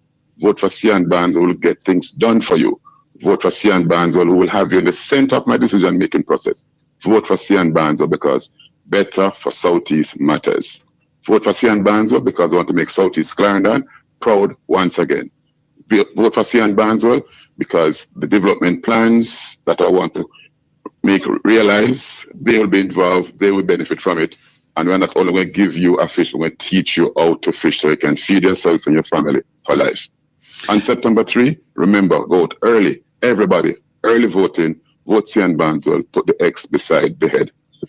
All right, Mr. Barneswell. Very well. Hear you loud and clear. So I wish you all the best. Take care. Thank you, man. All Thank right. you. All the best. All the best to your listeners. Good. Right. Thanks. Well, there you have it. Mr.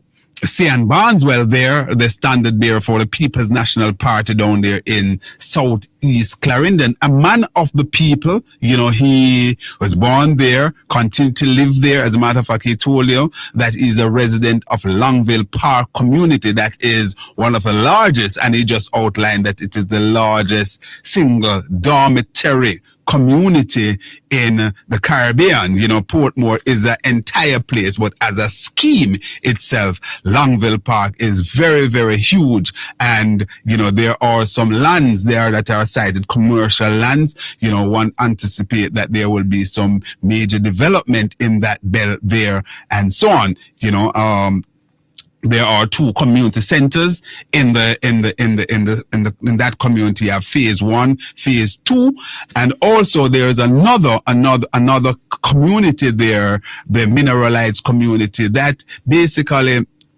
has a school there. They have a primary school there, and I think they also have a government basic school, and there are other private school, there are other preparatory school in that area. So all in all, a lot of things there going on in Southeast Clarendon. He also talked about his development plan and so on. And let me hasten to say that we are open for business here at News Talk 93 FM to have all the members who are offering themselves for the September 3rd election to speak to us would be indeed happy to give Pernell Charles Jr. the same opportunity to speak to the people of Southeast Clarendon. Let's see if he will take up our offer. And even now, Mr. Charles, if you or any of your surrogates want to call in, you know, the lines are 876-212-9824,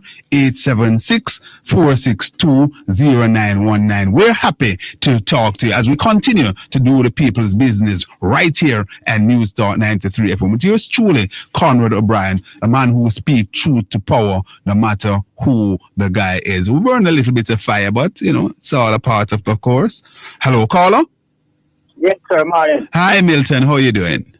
Not too bad. Politics is getting hotter and hotter as the days draw nearer, man. Absolutely. And, you know, it's happening. Talk to me. Yes, I heard a little piece of the Labour Party thing last night. Mm-hmm. But about Mrs. Marlowe Ford. Yes. She mentioned FinSac. Yes. And what she did, she demonstrated the Prime Minister and his administration like to promise what they can't deliver. Uh-huh. Mr. Holness, during the 2016 campaign, Mr. Holness promised that once if the people elect him to be the government of the country, he will release the FinSac report. Yes. 2 years, about 3 years or 2 years ago, Mr. Holness gave us a highlight of what at the hearing. Yes. Right, that wasn't the report, you know. Where? Yes, Mrs. Marlowe, I think it cost taxi between $10 to $12 million. And it was the report, it was a highlight of what happened during the hearing. But you could get from real station and media houses that follow the things of inquiry. And Mrs. Marlowe Ford remind us that Mr. Wallace and his party is not to be trusted with the greater risk. That's what she did last night, you know. Mm-hmm. Right, we don't know, and she was even aware of it. Yeah, because certainly the Jamaica Labour Party, the government of the Jamaica Labour Party really has no credibility to discuss this FinSac matter because they have fallen down. And the basic thing that they had promised that they would have released the report. And it begs the question, what is in that report? Why the government who campaigned that the first thing that they would do is release the report. They have failed so miserably in doing this. We also heard Peter Bunting and his feet, I think last night, and he talked about the Kroll report as well. That's what was done as it relates to SSL. We spend a lot of money to get that done, and we don't get that report either. Why is it the government practicing this Jim Screechy thing, as I like to call it, in not publishing these reports? A report is done, or inquiry is done, not to give good finding for the government or for people, but to flirt out the truth, and whatever it is, the people of the country, in this case the people of Jamaica, should be in receipt of these reports, sir. Whatever is in there. Yes, sir, and the truth must be told. I know the interesting thing about Marlowe for him last night business day, Mark Golden was the man. She mentioned about a minister. She never called him farmer minister by name. But that said, farmer minister tell one of Marlowe Ford Labour Party colleague that, if you remember, when he used to crawl on him belly and come to him. Have you forgotten, sir? And the man respond was, I dare you to step outside. Yes. Right. Outside, right? Yes. And the Labour Party know if they ever release that, they will be committing political suicide. That's why they don't release it, Yes. They want Mark Golden. Stay one place, Milton. Kind of steady yourself. You're getting a little bit jittery from the call. Stay one place. Yes, all I'm saying, sir, who want to trust Sanders, so they me, Mm-hmm. Right? Who want to trust him, so they me. I know the people have comrades and people have like mine. Don't let that crowd at Montego Bay get you unsteady, Well, when you talk about crowd, Mandeville was quite massive as well. I see the drone shots over there, and certainly the report is that the crowd in Mandeville was larger than what was in St. James. We have the crowd, We have the crowd, So I don't. That's what I'm hearing from persons who are in the know, people who this is a part of their job. But let's see if we'll get the official thing coming from maybe say the police or so. Because sometimes, for what it's worth, sometimes people are somewhat mindful about the numbers and so on. But both parties had good showing. But my information is that Mandeville was much larger than St. James. Yes, and I don't know if it's still your colleague or former colleague, that Mr. Marlon Morgan. He has been trying to portray Mr. Holdings as a political virgin, for want of a better term. But Mr. Holdings is no virgin. So have you forgotten what Mr. Tufton and Mr. Arthur William, they have to take Mr. Holness to court, because Mr. Holness unconstitutionally fired them from the Senate. And one would remember that he went to, I think it was the Boulevard Baptist Church or one of those, and basically asked for forgiveness and so on, and they prayed for him and whatever. And the second day, the day after, he was in the Supreme Court filing an appeal. So, there are so many things that people who are thinking, people who are looking on to basically mark down Mr. Holness in a very negative way. Yes. His stewardship has been very, very poor and dismal as it relates to the Constitution, dealing with respecting the Constitution of Jamaica, sir. So if any political virgin up front and close is not Andrew Holness, it's Mark Golden. Yes. Right, sir? And things happen. And the Integrity Commission can attest to that. Yes. And again, sir, the next thing again, he missed Phil William. No, the debate, sir. I already mentioned Furniture Jr. I would put him last in the world, 6 of them, if I don't know why. Well, clearly they have marked down Furniture as very, very low to say he was consistently the weakest link in the chain. Yes, he did not acquitted himself very well. As a matter of fact, just yesterday, people were saying that he was scheduled to be in the constituency over there in Southeast to attend funeral and other things and so on. And he was a no-show. So they were wondering if it was as a result of the wound that he suffered there in the debate that keep him away from the constituency. He was still licking his wound. But, Pernell, the floor is open here for you to basically shed some light on all of these things. I come to your father with son still, but even when Mark Golden bring the central motion against Sandra Holness, in quick time jump up and appoint a father and claim that it's subjudicate can't go on in the court. I remember. Yeah, and the deputy speaker he agreed him. When Mark Golden and walk out of the house, Mrs. Holness came back, I don't know where she was. I said if they never walk out, she would have allowed them to bring forward the thing. So Mr. Charles as an attorney, it look as if Mr. Charles mislead both the nation and Parliament that day. Yes. But me don't want to compare with his father. Let me just say, him when the father was at it, the father was more politically brighter than him. All right. Thanks. I don't know, he can learn from the local criticism in there. All right. Okay, well, it suits us to learn from mistake. All right. So again, so we have here to go, right, sir? Yes. And of course, remember that there will be another debate coming up tomorrow where they will be looking at the economic aspect of things going into the September 3rd general election. And of course, on Thursday, there will be the one and only head-to-head debate with the Prime Minister and the leader of the opposition. We can say Mrs. William, she has to get company now to face Julian, who have never been a finance minister. That is to say, should the Labour Party from next administration, she won't be the Minister of Finance. You can assume that, right?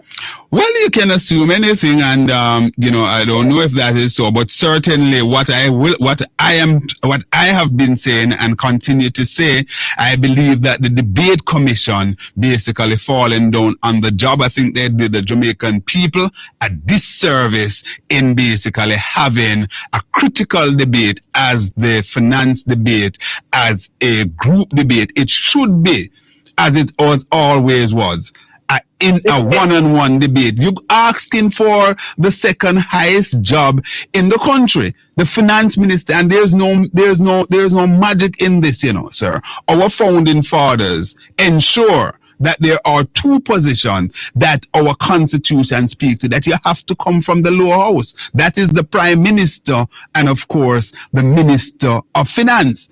So you can see the level of import, sir, that put on those two portfolios. Huh? Because she's a finance minister. I don't know what she is, sir, whether she's stopgap or she's a permanent. But I say that I am saying that, listen, it is untidy, and I'm holding the debate commission feet to the fire for this one. Shouldn't happen. Shouldn't have happened. We can close with Mark Holden and Andrew Holness now. Right? Go ahead, Milton. You want to give me your opinion on both? No, man, go ahead and talk. I listen here. I listen to the callers.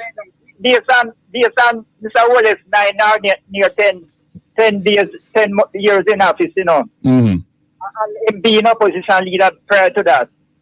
He should be an easy picking for Mr. Golden, All right. Very easy, Well, let's see how things will unfold. He should be an easy picking for Mr. Golden.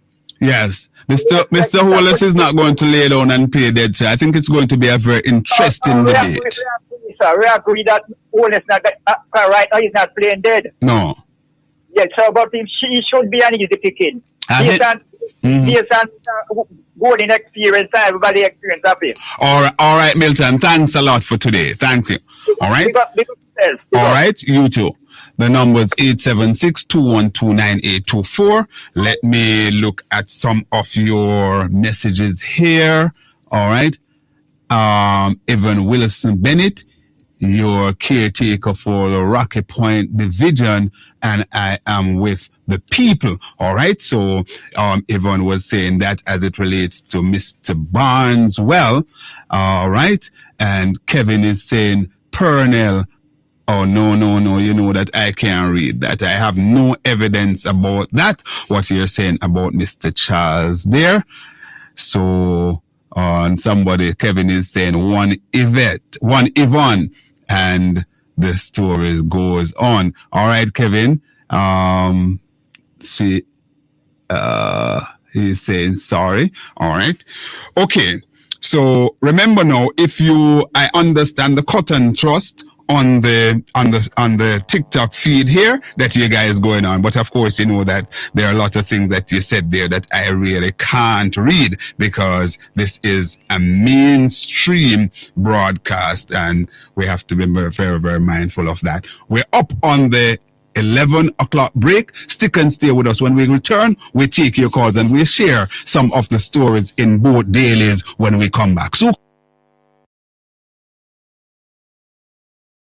Jamaicans Decide 2025. Join Make We Talk on Wednesday, September 3rd, 2025 for live coverage of Jamaica's election from Negril Point in the west to Moran Point in the east. We will be with you from 7 a.m. in the morning until the polls are closed on election night.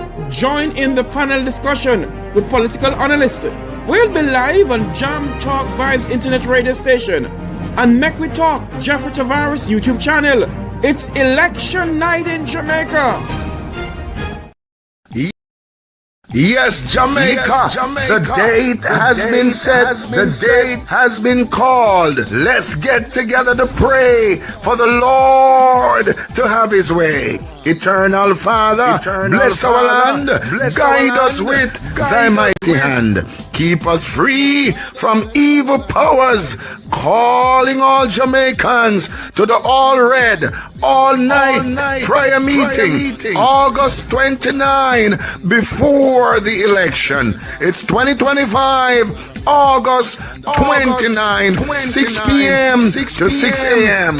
Calling all prayer warriors, all intercessors, all church members. Let's pray that God will reverse the order back to the sender. The Portmore Mega Center, 18 West Tradeway, Portmore Town Center. Come one, come all. Come, let's pray to the living God. Jamaica is not what man says, is what God says. Come, let's pray.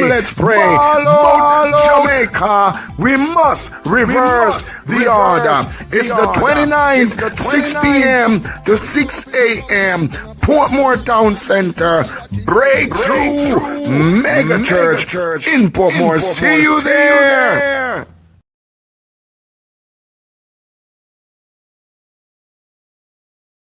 Jamaicans Decide 2025. Join Make We Talk on Wednesday, September 3rd, 2025 for live coverage of Jamaica's election from Negril Point in the west to Moran Point in the east.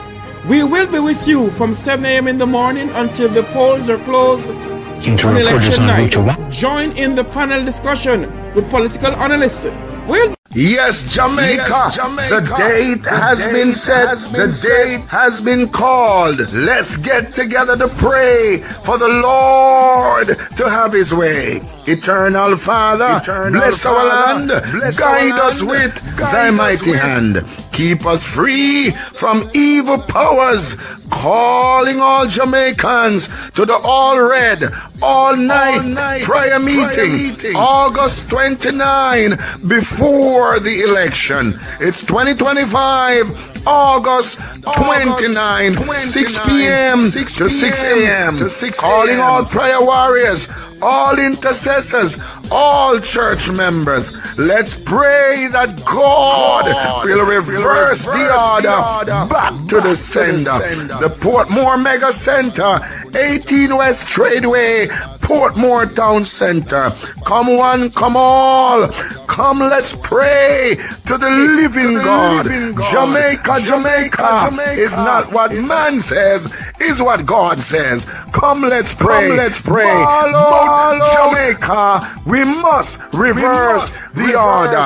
It's the 29th, 6 p.m. to 6 a.m. Portmore Town Center, Breakthrough Mega Church in Portmore. See you there. Jamaicans Decide 2025. Join Make We Talk on Wednesday, September 3rd, 2025 for live coverage of Jamaica's election from Negril Point in the west to Moran Point in the east. We will be with you from 7 a.m. in the morning until the polls are closed on election night. Join in the panel discussion with political analysts. We'll be live on Jam Talk Vibes internet radio station and Make We Talk Jeffrey Tavares YouTube channel. It's election night in Jamaica. We're standing by to rejoin Conrad OBrian, News Talk 93 FM. This is the Make We Talk program. Remember to like, share, and subscribe. Remember to like, share, and subscribe to this YouTube channel. Stand by as we rejoin Conrad OBrian. Here's Wolf Hunt.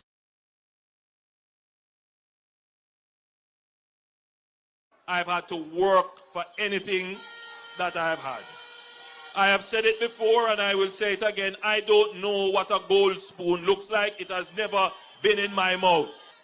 So, Comrade Golden, when I hear Andrew, I say I'm never born with gold spoon in my mouth. That does not mean you should steal it. I have no inheritance or any endowment or any trust fund anywhere. That does not mean you should steal it.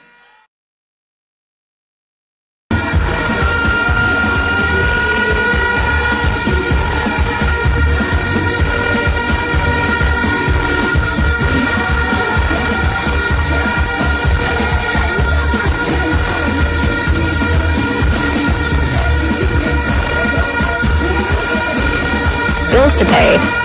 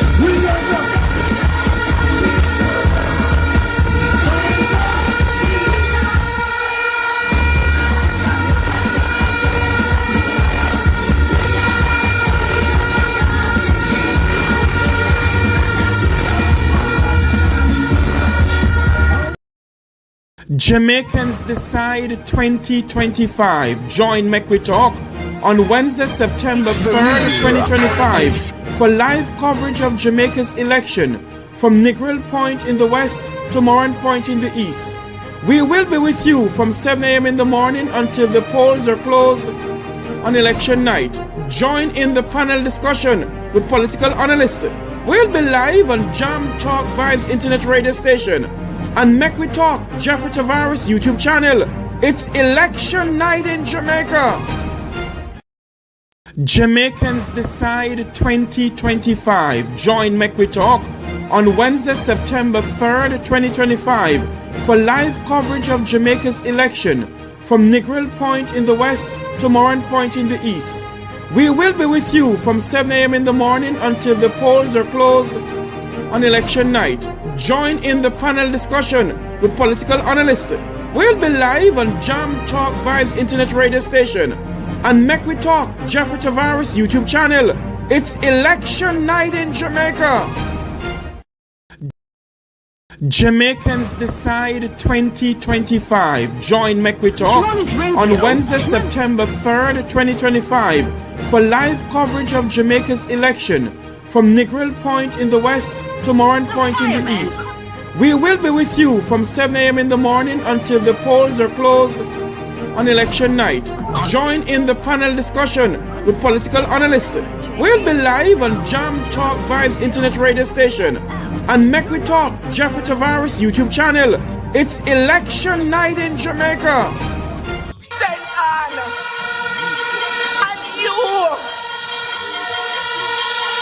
You can trust that when you send me to Parliament, you're not have a bench warmer or a table knocker, but you have a champion who is ready to serve you. And so I do not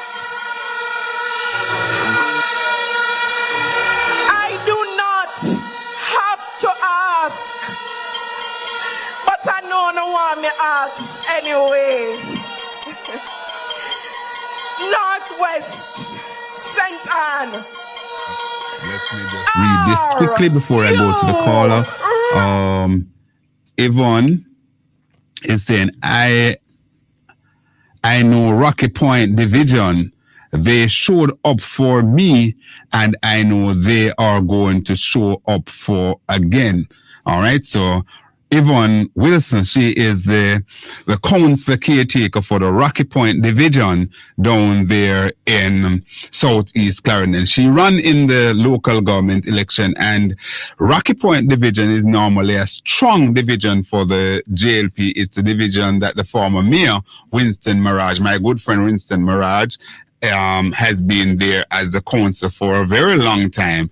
But the last local government election, Yvonne Wilson made big inroads in there. So she's now saying that her work and so on that continues there. She's expecting to pull out a good number outside of that Rocky Point division for Cian Barneswell. And hear how a coming call. Well, let me go to the call. I don't want to keep the call holding too long. We run their credit. Hello, caller. Yes, morning. How are you doing? Hi, morning. How are you doing, pensioner?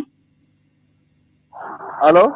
Yes. No, okay. All right. Oh, okay. Sorry, it's Bongo. Yeah, Bongo. I'm hearing you. Go ahead. Well, I'm gonna call out a name to you, so you're gonna ask a question. You're going to do what? I'm gonna read a list of name to you and ask you a question. Nothing, just descriptive. You know what I mean? Go ahead.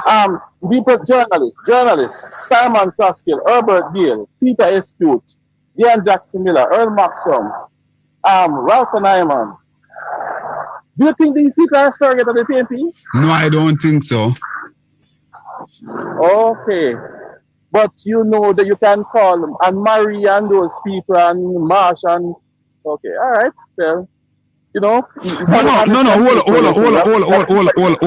hold on. There are two things there that you're talking about, you know. Oh my goodness. Check I that. didn't talk about Hold on. There's two separate things. Hold on, Bongo, just calm now. There are two separate things that you talk about.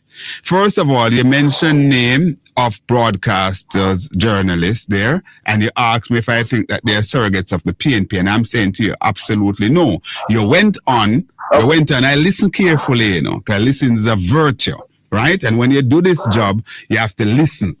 Then you went on to call the name Marie and Marsh and so on, right? Of course, those people make no bones about it. Everybody know that they are hard-nosed supporters of the People's National Party. Member even. So what I'm asking you, Mr. Brother, is that you O'Brien is my name. Cliff and other member of the in nationwide that surrogate of the GLP, and they are journalists likewise. So you are telling the nation with all honesty, Mr. Fireman, that those who you choose, who support, who give views that contrary to the PNP are surrogate of the GLP, but those on RGR and all those stations who do that, they are not different scenario. Those persons that you talk about go down the middle. Those that that would be accused, they are consistently like that nattering negativism, like that nattering neighbor negativism, Ralston Hyman. No. Ralston Hyman is one of the top professionals here in Jamaica. And hold on. Keep your powder dry.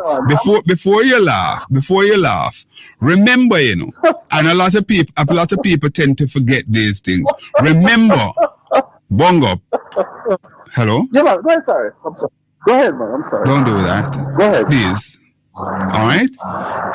If you want to, if I remind you of this, that Ralston Hyman, hold on, sir. Ralston Hyman. Just relax, no man. What's wrong with you? Yes, sir. Go ahead. Ralston Hyman. You see, Bongo, this is the reason why so many people. Hold on, sir, please. Hold on. I am the only. Madam Producer, I'm going to have to dismiss this man.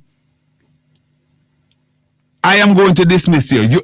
I am the only person who exercises a little tolerance in trying to talk to you. Everybody ban you, even nationwide ban you from over there. Right? Everybody ban you because you come and you want to hug people's program and things like that. You mustn't do that. You know that what I'm saying is true. You know that it is true. No. Right? So therefore, I am going to give you 2 minutes. Go ahead and speak. Thank you very much, sir. Oh gosh, man. Listen to my brother. You see, a good fool is that fool who fools himself. Now, I'm telling you, those people you do not agree with, you keep calling them JP Surrogate, but Dean Jackson Miller, that nattering neighbor of negativism, Ralston Hyman. You say that a surrogate of the PNP. I'm Dr. Gale. Anyway, let me put the other point here for now. Now, Dr. Gale run the office program the other day, said that make him PNP surrogate. Yes, and yes, I know because you are lying about Mark Golding. Mark Golding wants to run as a prime minister, and you don't want us to check his background, his foreground, what he has said about Jamaican people. Did you know he was on a platform singing the song Nasty Nigga, a white man singing that? What do you have to say about that? I saw his mouth. What do you have to say about that? Let me just ask that. You saw hold on. You saw his mouth. Did you hear the words coming from him? You saw his mouth. Yes, sir. You saw his mouth. I saw the words coming out. But hold on. I saw the words coming out. Hold on. Isn't that no? 30 seconds and then we close out with you, please. Yes, 30 seconds. Do you think that a man who wants to be prime minister, a white man whose ancestors enslaved us can punish us, should be referred to us as? All right, Madam Producer, let's close out with Bongo. Thank you very much, my friend. God bless you. All right, the lines are open, 876-212-9824, 876-462-0919. I try my best. You know, there are some people that are, I hate to use the term, but there are some people who are irredeemable.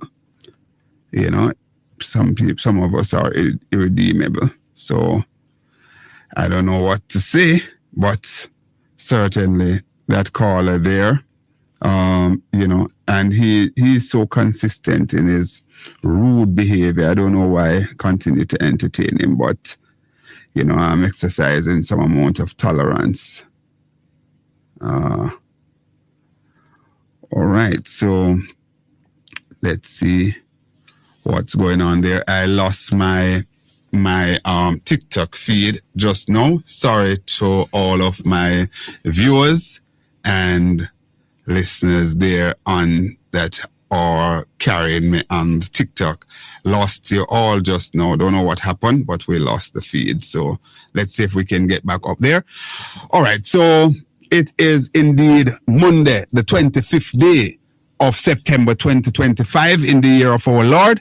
We are on News Talk 93 FM. The name of the program is Straight Up. I'm your host, Conrad OBrian. They call me the fireman. Let's take the calls. Hello, welcome caller.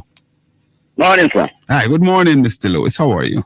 Yeah, man. Mm-hmm. You have to realize a fanatic is just a fanatic. You know? Yes. So you trying to convince a fanatic, it's just a waste of time, waste of precious your time, etc. A fanatic cannot be convinced. And it's the same script. It's like when a record, you know, and Mr. Lewis, we can just keep on playing the same thing. We can't predict everything we're gonna say. Mr. Lewis, and it's the same thing for every program. Good. The same script. And am I lying, Mr. Lewis, when I said that there are many a station to include nationwide that banned this gentleman because he went on. I heard Cliff Hughes telling him when he might come up with a birth certificate sitting, and Cliff Hughes was more than fit. You know, we say enough time with his foolishness. The man was born in Jamaica. I still have the same old. You know, it's redundant. I don't want to do it, but I think I'm going to have to say to the producer, say, listen, once Bongo call, listen, we're not going to take him because I try my best because I want to have everybody. I don't want my program to be colored to say, boy, only PNP. I want everybody to call. Even my good friend from down in West Kingston, what's his name? Showerman. All of those people call and so we have discussion, right? What does the word bongo mean? You ever look up the meaning of bongo, what it really means? No, I've never looked at it. Yeah, in my district, people usually say you're all bongo. Yes. I never really look it up still, but, you know, I don't think it really means that you are brilliant, you know. I heard one thing saying the same thing that I was saying, that in order to know how much each party gonna win, you have to carry out individual polls in each constituency. Yes, he said that, and he actually went on. And that is exactly what I was saying. And he went on to make the point to say that one of the reasons why he is buoyed about a sizable victory for the PNP is because of the work that they would have done at that level. Yeah, that's the only way, because with no statistics. You have about 3 ways how you can find average, you know. Yeah. You can use range, you can use mode, you can use the arithmetic average. You know, it's not an accurate thing. A general average, you know, just give you a rough idea, but you have to run it in each year. I'm like Stone that was so, verse experience. He knows that if he go in a certain era, he can always run polls and come up with accurate results. Well, he was really the guru of polls, you know? Yeah, he was the best. And I want to say something quickly, Mr. Lewis. You know, Bongo call a few persons' name. I want to stand out in defense, for example, of a Dean Jackson Miller. I won't go through the whole gamut. Dean is a tough cookie. I heard Dean interviewed PNP people that literally bring them to tears, almost bring them to tears. And I heard her interview JLP people that the same result came. You know? Yeah, she did one with Lisa. I remember she did one with Lisa. And he did one with Paul Will. And yes. People could, if you go back over those tapes. I think she did one with Carl Samuda as well. You know, so those are things. And remember, you know, our job here is to really ask the question that the people out there, the listener who don't have the opportunity to ask these questions, would want us to ask. For example, and people would say that if the Prime Minister, if I ask the Prime Minister, I would have an agenda. But if I get the opportunity to question the Prime Minister, the first thing that I would be asking the Prime Minister is this: based on what is in the public domain and the fact that he is under investigation, right? under investigation for allegedly illicit enrichment, if he think he is fit for purpose to be on the ticket going into the election? That would be my first question to the Prime Minister. What people are going to say, boy, Conrad asking the Prime Minister that because he's a PNP man. I'll be asking the Prime Minister because that is a question that is on so many people's lips. Well, a fanatic won't see that in a fanatic won't see behind in news. That is it so far. Just there, you know, nothing more. Look for example at you, Mr. Lewis. I get the impression, now people are of the opinion, people who know you, said to me that, boy, Mr. Lewis is a man who vote PNP. But at the same time, when I hear you talk here, I couldn't tell. As a matter of fact, at one point, I thought you were a supporter of the Labour Party. I couldn't tell that you are somebody who vote PNP because you call it as you see it. Yeah. You have to do it that way because you're a certain person, because to be honest, plenty people eat a Siaga, and I would say, well, that's a whole lot of negative. But we used to like our Siaga reason, you know. I think to me, he's a very intelligent guy. Mm-hmm. You know, Mr. Allen, if it wasn't for him, he wouldn't go to high school. You know, Michael Manley, probably one of the greatest leaders we ever see. Yes. Open up opportunities to so many people. All them were doctors, but went to Russia, create the middle class from the ordinary people. Opportunities. The you know, PNP under Michael Manley, that's where the middle class, even the middle class, no, that's where it emanates from. Because it is that program that really create the opportunity for so many of us, so many people to get any form of education. And poor people end up with land, good land, Aswan, house. And that is why today, some great plans, you know. And that is why today, Mr. Lewis, people are now looking at Mark Golden in that light because they're saying that the things that Mark Golden are putting forward, they are so much far-reaching. They were great friends, you know. They were great friends. Mm-hmm. Yeah. So a lot of his ideas, no, would be ideas coming from way back. Mm-hmm. And he understand the whole landscape. Remember, so his father was probably one of the greatest doctor ever. Greatest side of Jamaica. Yeah. Mm-hmm. And he was for the people. His mother was for the people. Yes. They set up a rehab center and cater to so much people. That's why people like Bongo not getting any traction with him fool argument. Because that man is a bongo in a man as in name. Bongo. A bongo is a bongo. You can't say not for a bongo. I don't want to take up much time because there's something I'm wrong. All right, all the best. Take care. Respect. Anything on the debate? A one-liner? What you thought? Well, I think it was a no match. And you know, some surprise from my man already from over there, you know. Yes. It was great. And Damian, second, and next, third, and then Samuda. Okay, all right, cool. Thanks. Yes, sir. Good. All right, all the best. Okay, so we continue to take your calls. It's now 25 minutes. Oh, call. Hello, caller? Caller? Hello, good morning.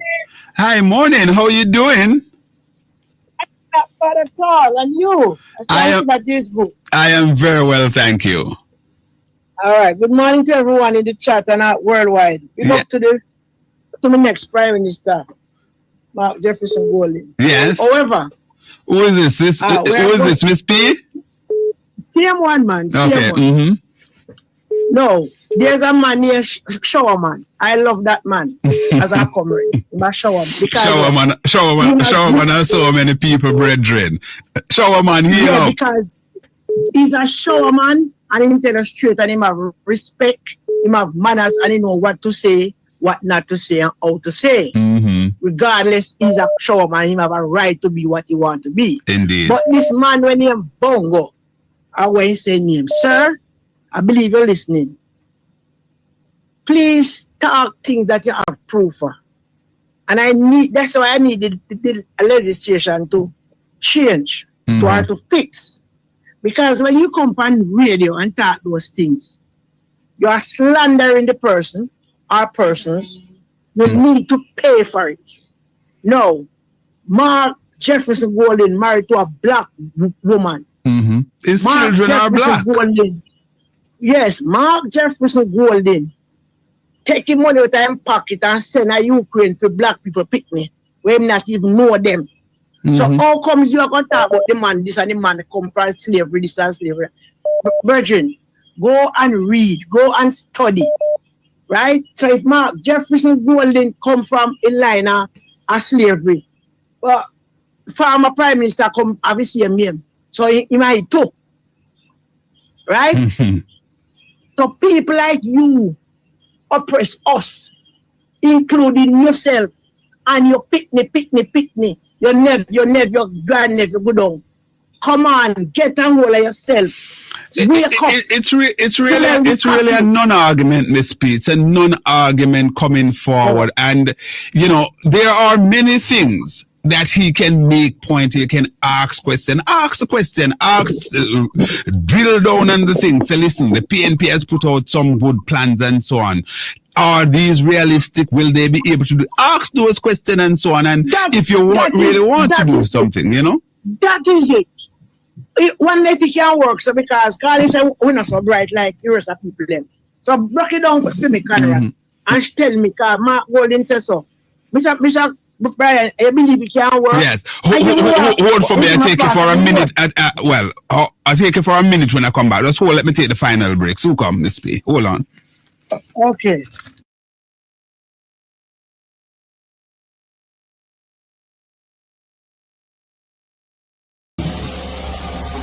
Just pull this up. The brakes. Down. All right. Ready?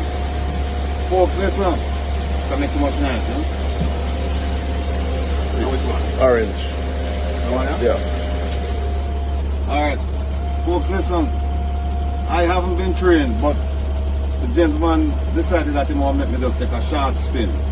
No long drive.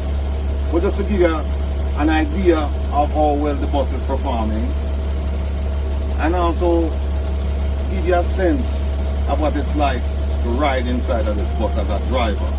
So just stay with me. We're now getting in an accident because the man the right is next to me, so we're just going to go around the corner and come back in. And we're not here where it's underpopulated. It's out in the country. So we don't have a whole lot of traffic. So here we go. Alright, ready, sir? What, this? Pull up? Down. Yeah, ready? Put it down and hold it. Like that? Yeah, hold it down. Yeah, alright, good now. Good. Ready now? Yeah. Yes, here we go, people. Ratigan at the wheel. Alright. How many look around us up, Papa? Good. We're clear? Yeah. Alright. Alright. See that?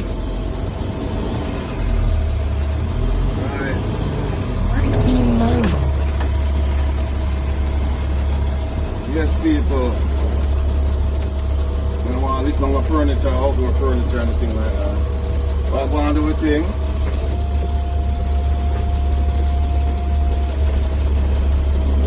Wellington Street Spanish Jail. Indicator.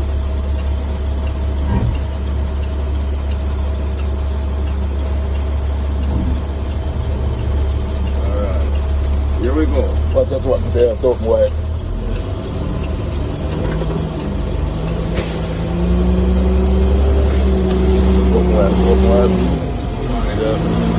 It's 7.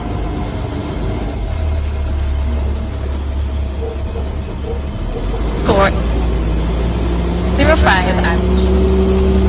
Kenmore than this one.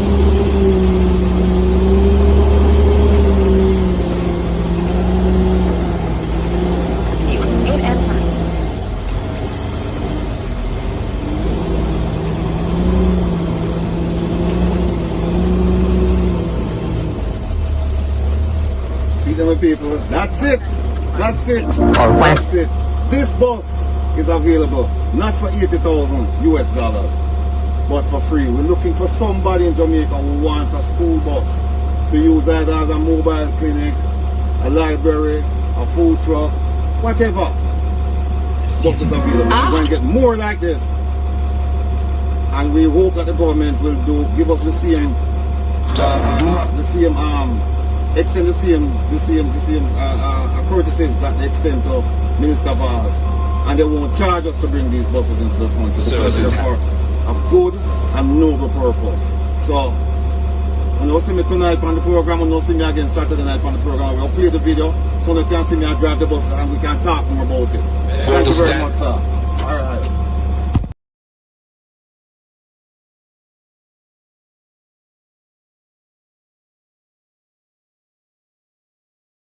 Jamaicans Decide 2025. Join Make We Talk on Wednesday, September 3rd, 2025 for live coverage of Jamaica's election from Negril Point in the west to Moran Point in the east. We will be with you from 7 a.m. in the morning until the polls are closed on election night. Join in the panel discussion with political analysts. We'll be live on Jam Talk Vibes Internet Radio Station and Make We Talk Jeffrey Tavares YouTube channel. It's election night in Jamaica.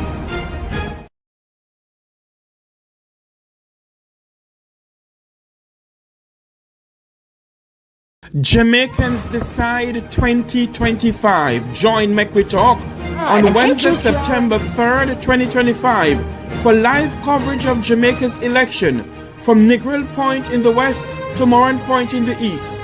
We will be with you from 7 a.m. in the morning until the polls are closed on election night. Join in the panel discussion with political analysts. We'll be live on Jam Talk Vibes Internet Radio Station and Make We Talk Jeffrey Tavares YouTube channel. It's election night in Jamaica.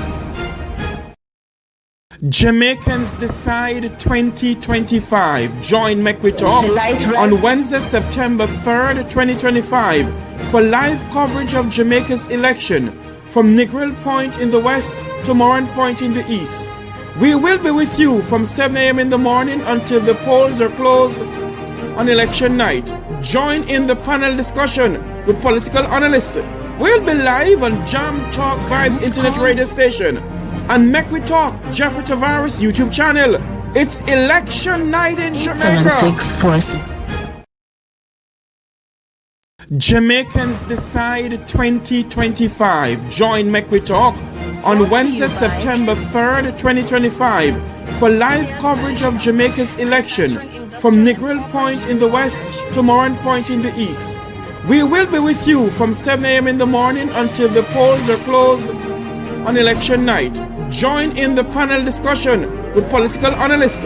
We'll be live on Jam Talk Vibes Internet Radio Station and Make We Talk Jeffrey Tavares YouTube channel.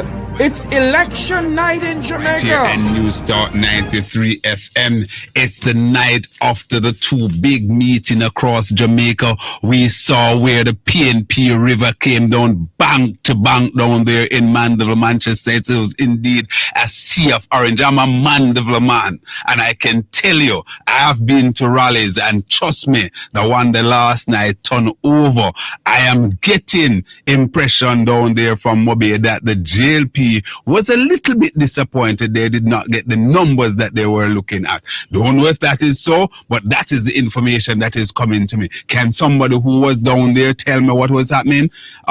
Is it that Mark Golden is rising so high? Also, I saw Mark Golden on the platform last night, and certainly he has certainly come into his own. I remember going to one of the early, I'm coming to you, Miss P. I remember going to one of the early meetings in Spalding, in Richards Adams constituency, when Mark Golden took over as party president. And when Mark turned up, if pin drop, you could hear it on the ground, how quiet it was. And I think someone at that particular meeting rushed in and start wave hand and say, Marky G, Marky G. And that's where he cut his teeth. And certainly, you know, we have seen what is happening now. The man appeared to be a rock star. The people are so much enveloped with him. Let me finish with Miss P and take the others call. Hello, Miss P? Miss P? Miss P? Miss P? Yes. Yes, Miss P, I'm hearing you. Go ahead. quickly, close for me because I have quite a few to go before I close out. Miss P? Not hearing Miss P. All right. Let's go to hello, caller. Hello. Yes, Portmore. Portmore? No, not Portmore. All right, caller. Go ahead. John here. Oh, hi, John. How are you doing? Not doing bad. I am impressed with PNP. And if I have heard a lot of people who were trying to vote, or somewhat voted for Labour, I've been saying since last week that they are still a difference between the James and the PNP now. Because I think that's everybody has the same thing. But they don't see it. Because what they have seen, and the PNP is looking out for the average Jamaican, for the 97% of Jamaicans who are not well to do. Yes. And because even with this a student called this morning, I said, well, look at flavor as an idiot. Because giving them a one and a half 100,000. And they're not working. And I worked for 3 years. Some years not going to work. But when the PNP suggests that you're going to cap the payment and the student loan, and that's 10% that them pay. And if they're not working, they won't pay the thing and they won't follow the grant. They said that is a much fitter solution. John, let me say this to you, and I'm a thinking person. I look deep. What happened? The PNP had put out some far-reaching plan there as it relates to housing, education, the ride, the school ride, and all of those sort of things. And they caught the JLP napping. And what happened now? The JLP is basically trying to catch up, and their programs are not well thought through. That's what is happening.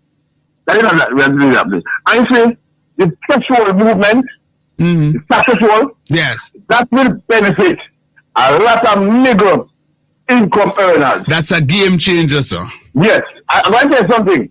I believe 40% of our earners are really middle income earners, And these people know them have more money can spend on children. Yes. So your teachers, your nurses, your police officers, your firefighter, the civil servants generally.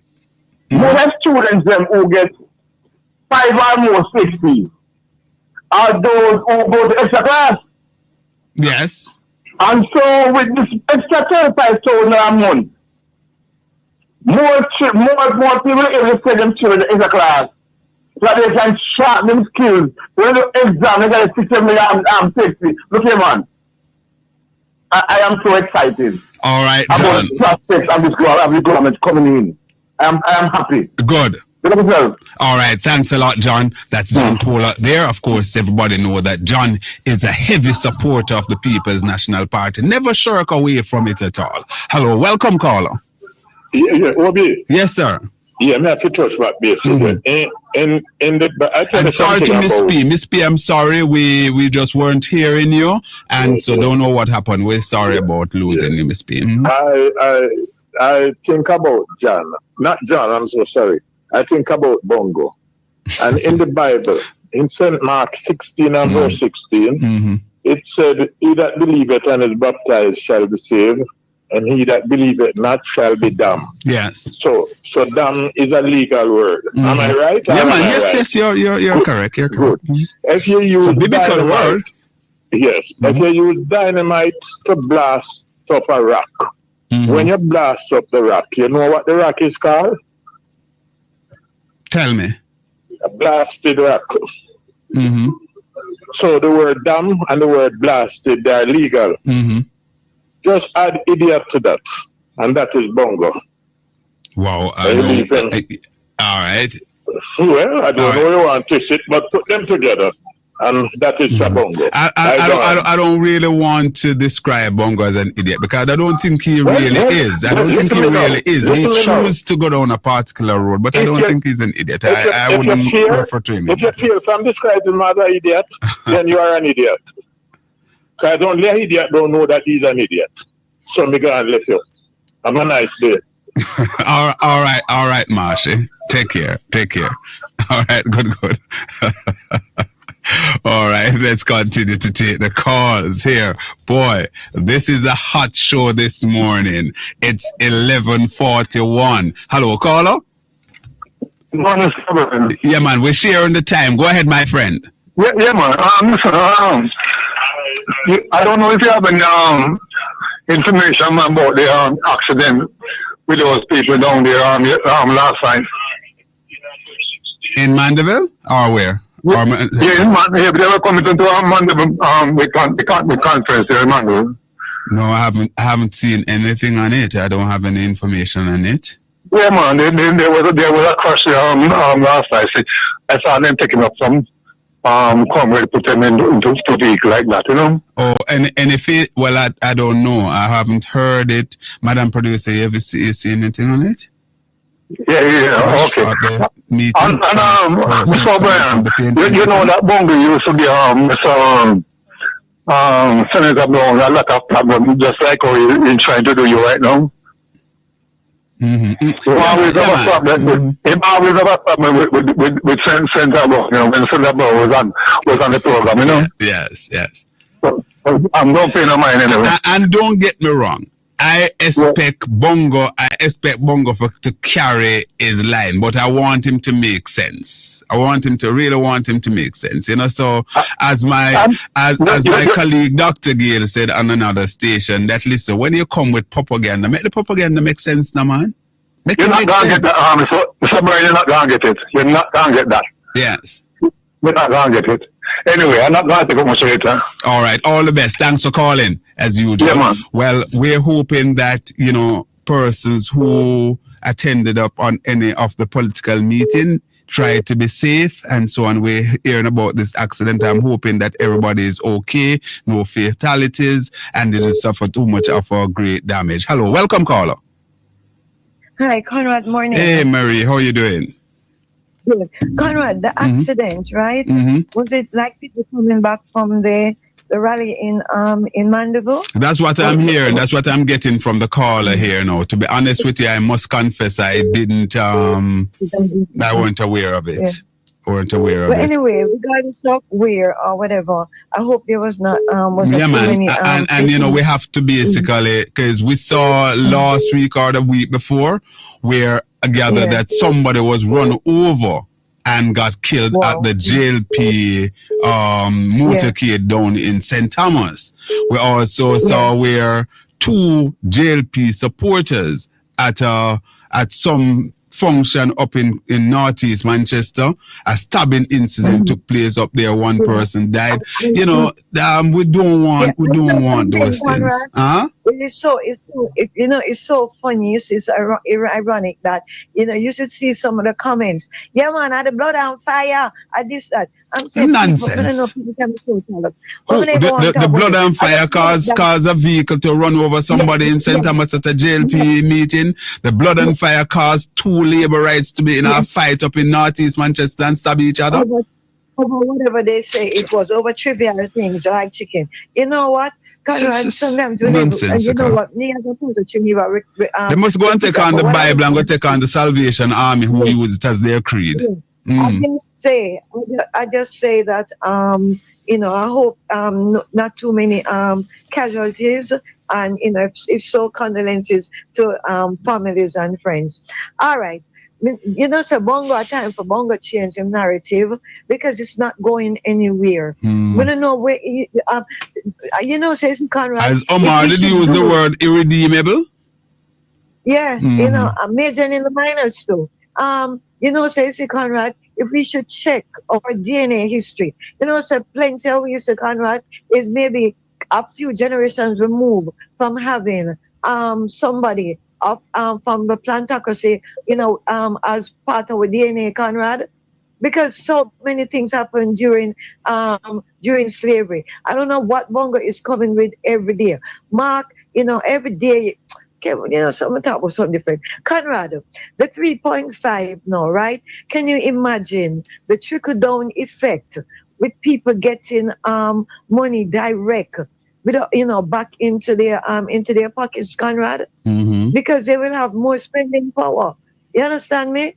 As John said. Absolutely. Let's just remind our listeners that we are broadcasting live from News Talk 93 FM here at UWI, and we also simulcast with our friends at fitfmja.com, also the Wayne Hall Network, Caribbean Vibe Radio, and we're also up on the Conrad OB TikTok page. We're also up on the Make We Talk YouTube channel. Lots of offerings there to listen to us. Go ahead, Marie.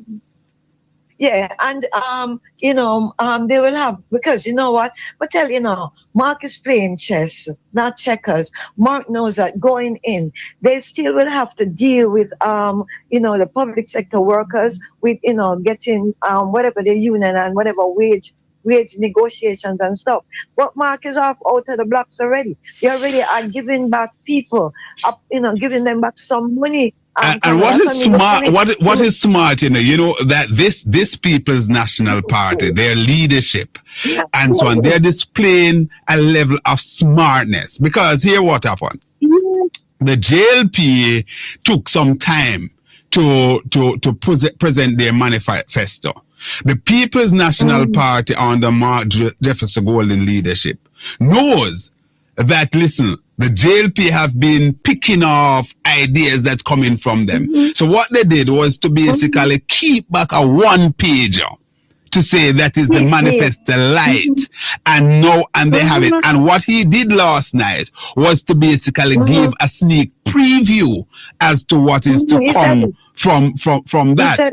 I don't have the time. There is a press conference that they should be having today. I don't have the time on that. What time will that be? To launch that. Christmas is 3 months away. So right now, our teachers, firemen, security guards, whoever, they're getting an early Christmas present. Christmas in September. And some before I go, Conrad, because I just made a post, them are called Mark Security Guard and the rating Security Guard. Security Guard, and remember this, on September 3rd, when you go to the polls, the people who are rating you, as if to say, you are not somebody, you are not smarty, like when a job is to be looked down on. So remember that when you're going at the polling booth on September 3rd. Just remember who have your interest at heart. Thanks a lot, Marie. Thanks a lot. Blessings. All right. Another layer to that security guard argument. There is something that Mark Golden and the People's National Party have out there in their manifesto, that they will be fixing this contract work as it relates to security guards. So they will be treated like somebody, where they will have pension, they will have insurance, and they will be given the respect that they so deserve, including tourism workers in that too. That's a biggie. Those things are game changers. Hello, welcome, caller. All right, we lost that one. So let's invite you to give us a call. We have a few minutes to go. So it's actually 10 minutes running up to 12 o'clock right here and a Monday morning and News Talk 93 FM, which is truly Conrad OBrian, the fireman burns. We speak truth to power, no matter who the guy is. The Observer this morning is carrying on its front page. PNP edge JLP and social issues, says commentators. Others did not watch. All right. So there are mixed reviews among political commentators as to whether the first of the three political debates between the ruling Jamaica Labour Party, JLP, and the opposition People's National Party and Saturday passed muster with Professor Canute Thompson, educational leadership academic at the University of the West Indies. All right. There is also a picture on the front page with the persons who participated in the debate. On the JLP side, Pernell Charles Jr., Kamina Johnson Smith, Matthew Samuda, and on the PNP side, Raymond Price, Sophie Fraser Binns, and indeed Damian Crawford. Debate that took place on Saturday. The majority, the consensus is that the PNP won the debate. So inside the Observer, there's a picture of Canute Thompson. PNP, JLP, PNP have to communicate more, all right? More effectively, says political commentators, all right? That may be so as well. Somebody half dead for something happen. Resident takes matters into own hands almost a year after road collapse, all right? Those are some of the things that are plaguing us right here in Jamaica. Let's take this call. Hello, welcome caller. Good morning, Mr. Conrad. Hi, how are you doing, sir? Not too bad. Portmore? Yeah, man. Uh-huh. Yes. Mm-hmm. Hear me? Yeah, man, go ahead. Hearing you loud and clear, yes? Well, I have a big issue with this money where the PNP said they're going to give back. Because you can't give back what you don't have. You cannot give up. Remember the last time when they come for this thing and they say it wouldn't cost nothing, it cost Jamaica and other citizens and pensioners like myself, we have to end up pay this money. 32 billion. Yeah, but there's a difference. Where the PNP going to get? When you give up, when you bring the threshold to 3 million, where are you going to get that money to replace it from now? Where are you going to find money? Because already the JLP, they make sure them sell out the earnings from both international airports for the next 12 years. I don't hear of any plan that the PNP have that is going to generate extra revenue within that period. We don't hear nothing about what they are going to do right now to say when they start governance, they're going to have this amount of investment coming in to provide funding. So where is that money going to come from? I mean, the JLP come with it, and it costs this country so much. Yeah, but Portmore, with respect, there's a major difference in that because it speaks to a specific group of people that will get the benefit. And also, as you talk about the PNP, talk about bringing investment, Mark Golden said that up to a few weeks ago, he sat down with actually major investors to do so, to bring in additional investment. In addition to that, the PNP basically would be changing, would be pivoting as it relates to some of the things, not just to concentrate and paying down the debt, but also to do other things to move the economy forward, such as looking at infrastructure, how they will be moving that. So there's a lot of things, and I believe that is indeed an excellent idea. It's a game changer coming from the People's National Party, but I'm sure they will flesh that out and give you more meat on the bone, sir. The PNP is ready for government, and I'm seeing it every single sanitary day. They are shovel ready, and this will be moving Jamaica forward in a very appreciable way, Portmore. Well, I don't hear, as I said, what we need to do first is to grow the economy. Yes. And then when the economy has grown, then you can give back. You cannot give back something we don't have. And we see what's happening for 2016. I mean, it's not like say it didn't happen. We see it happen. And the consequence, that is why we are suffering now. That's why we have so much taxes on our back. This high electricity rate, the high telephone price, the high gas bill, all that. No, that has nothing. That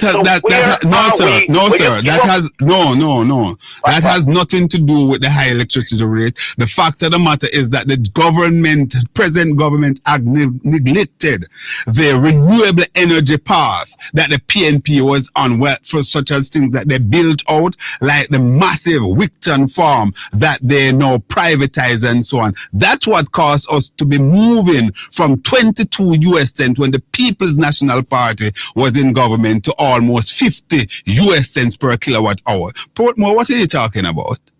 Look, man, the taxes and and light bill, that's what I'm talking about. When Portia had to introduce taxes in order to finance the budget because we couldn't get no money from him to borrow anywhere, she had tax on the light bill of customer who consume 300 kilowatt per month. Mm-hmm. When the JLP come, in order to get money to offset the tax break what they give, they bring it down to 100 kilowatt per hour. I have to leave you though, Portmore. I have to leave you. We pick up on this tomorrow. All right? Yeah, so let me just say thanks to all of you who joined us today. Let me say thanks to our partners, Fit FM, JA.com, to Caribbean Vibe Radio, Wayne Hall Network, to the Make We Talk YouTube channel, and to all of you who joined us on the Conrad OB TikTok page. Say thanks to my guest, Cian Barneswell, the PNP caretaker down there in Southeast Clarendon. And indeed, on behalf of my producer, Tanya Richards, Conrad OBrian, the fireman, wishing you all a very pleasant afternoon. Join me again tomorrow, same time, same place, right here at News Talk. Thank you very much for this simulcast broadcast to Mr. Conrad OBrian.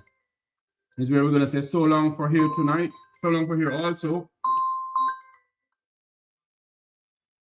We are going to go off air now, but join us this evening at 7 p.m. Jamaica time, 8 p.m. U.S. time. My special guest will be former Senator of the People's National Party, campaign chairman, Senator Donna Scott Motley.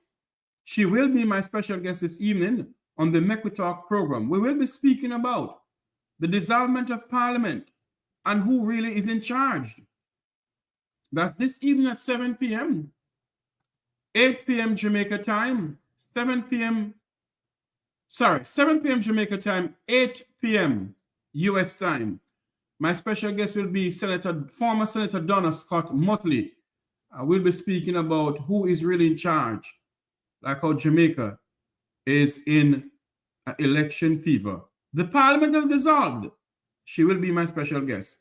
God bless you. And may God bless our island's home, Jamaica land. Remember to like, share, and subscribe. This is where we say so long from here. Bye-bye, everybody. Have a good afternoon.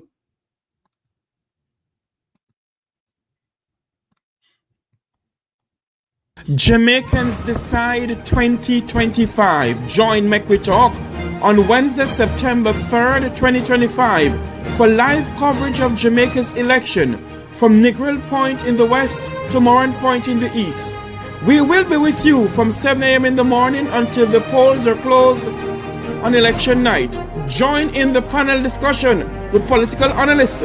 We'll be live on Jam Talk Vibes Internet Radio Station and Make We Talk Jeffrey Tavares YouTube channel. It's election night in Jamaica. Jamaicans Decide 2025. Join Make We Talk on Wednesday, September 3rd, 2025 for live coverage of Jamaica's election from Negril Point in the west to Moran Point in the east. We will be with you from 7 a.m. in the morning until the polls are closed on election night. Join in the panel discussion with political analysts. We'll be live on Jam Talk Vibes Internet Radio Station and Make We Talk Jeffrey Tavares YouTube channel. It's election night in Jamaica.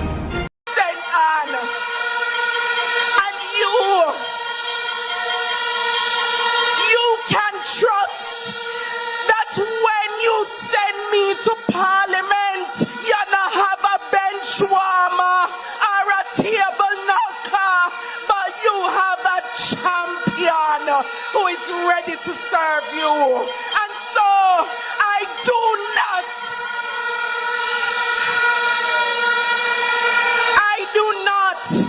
have to ask.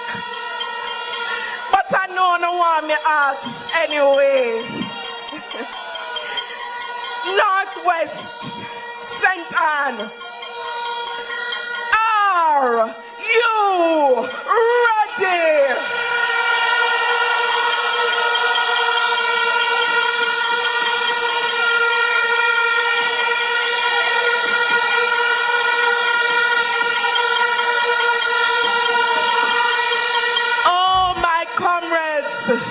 See the signal waving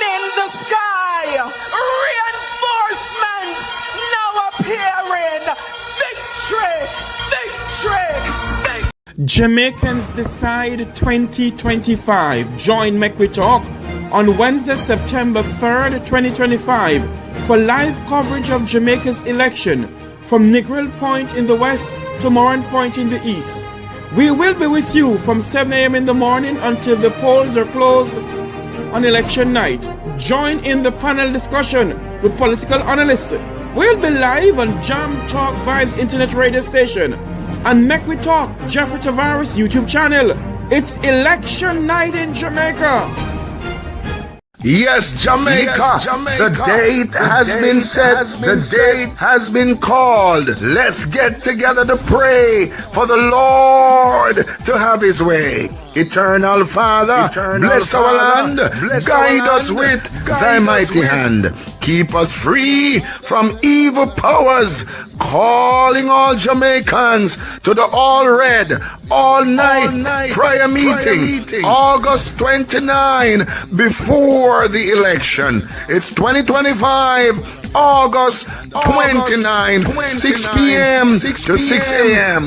Calling all prayer warriors, all intercessors, all church members. Let's pray that God will reverse the order back to the sender. The Portmore Mega Center, 18 West Tradeway, Portmore Town Center. Come one, come all. Come, let's pray to the living God. Jamaica is not what man says, is what God says. Come, let's pray. Jamaica, we must reverse the order. It's the 29th, 6 p.m. to 6 a.m. Portmore Town Center, Breakthrough Mega Church in Portmore. See you there.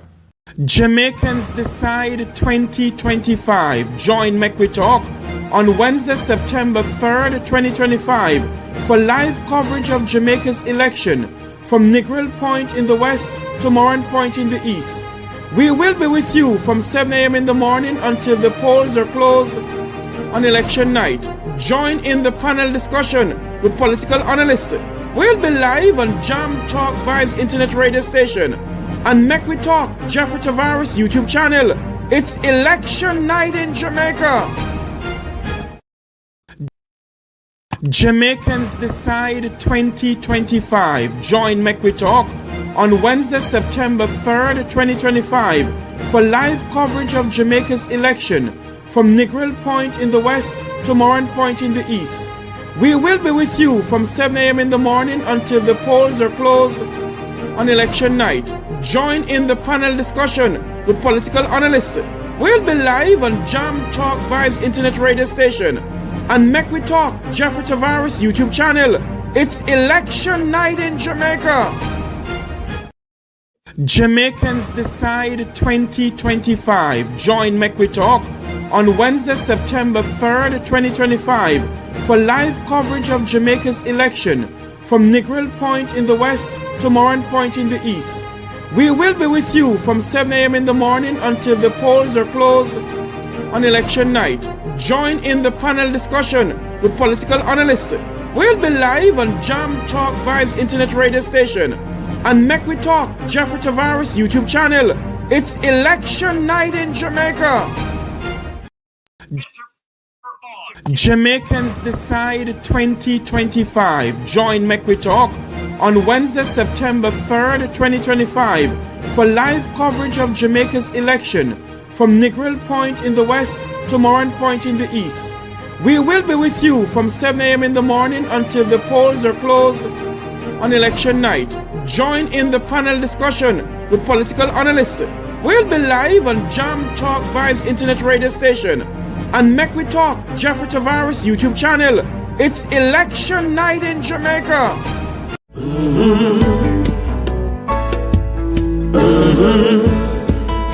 When the game gets rough and this life just seems so tough, make we talk, my people, make we talk. When this town becomes an ugly place, don't let it erase the smile from your face. Make we talk, people, make we talk. Conversation is the key, a guiding light for you and me. Spark a talk and you will see. Conflict solver A to Z. World leaders master the art of self-defense just by talk. So people, make we talk. Hey, we're living in a world that on ourselves we must depend. Make we talk.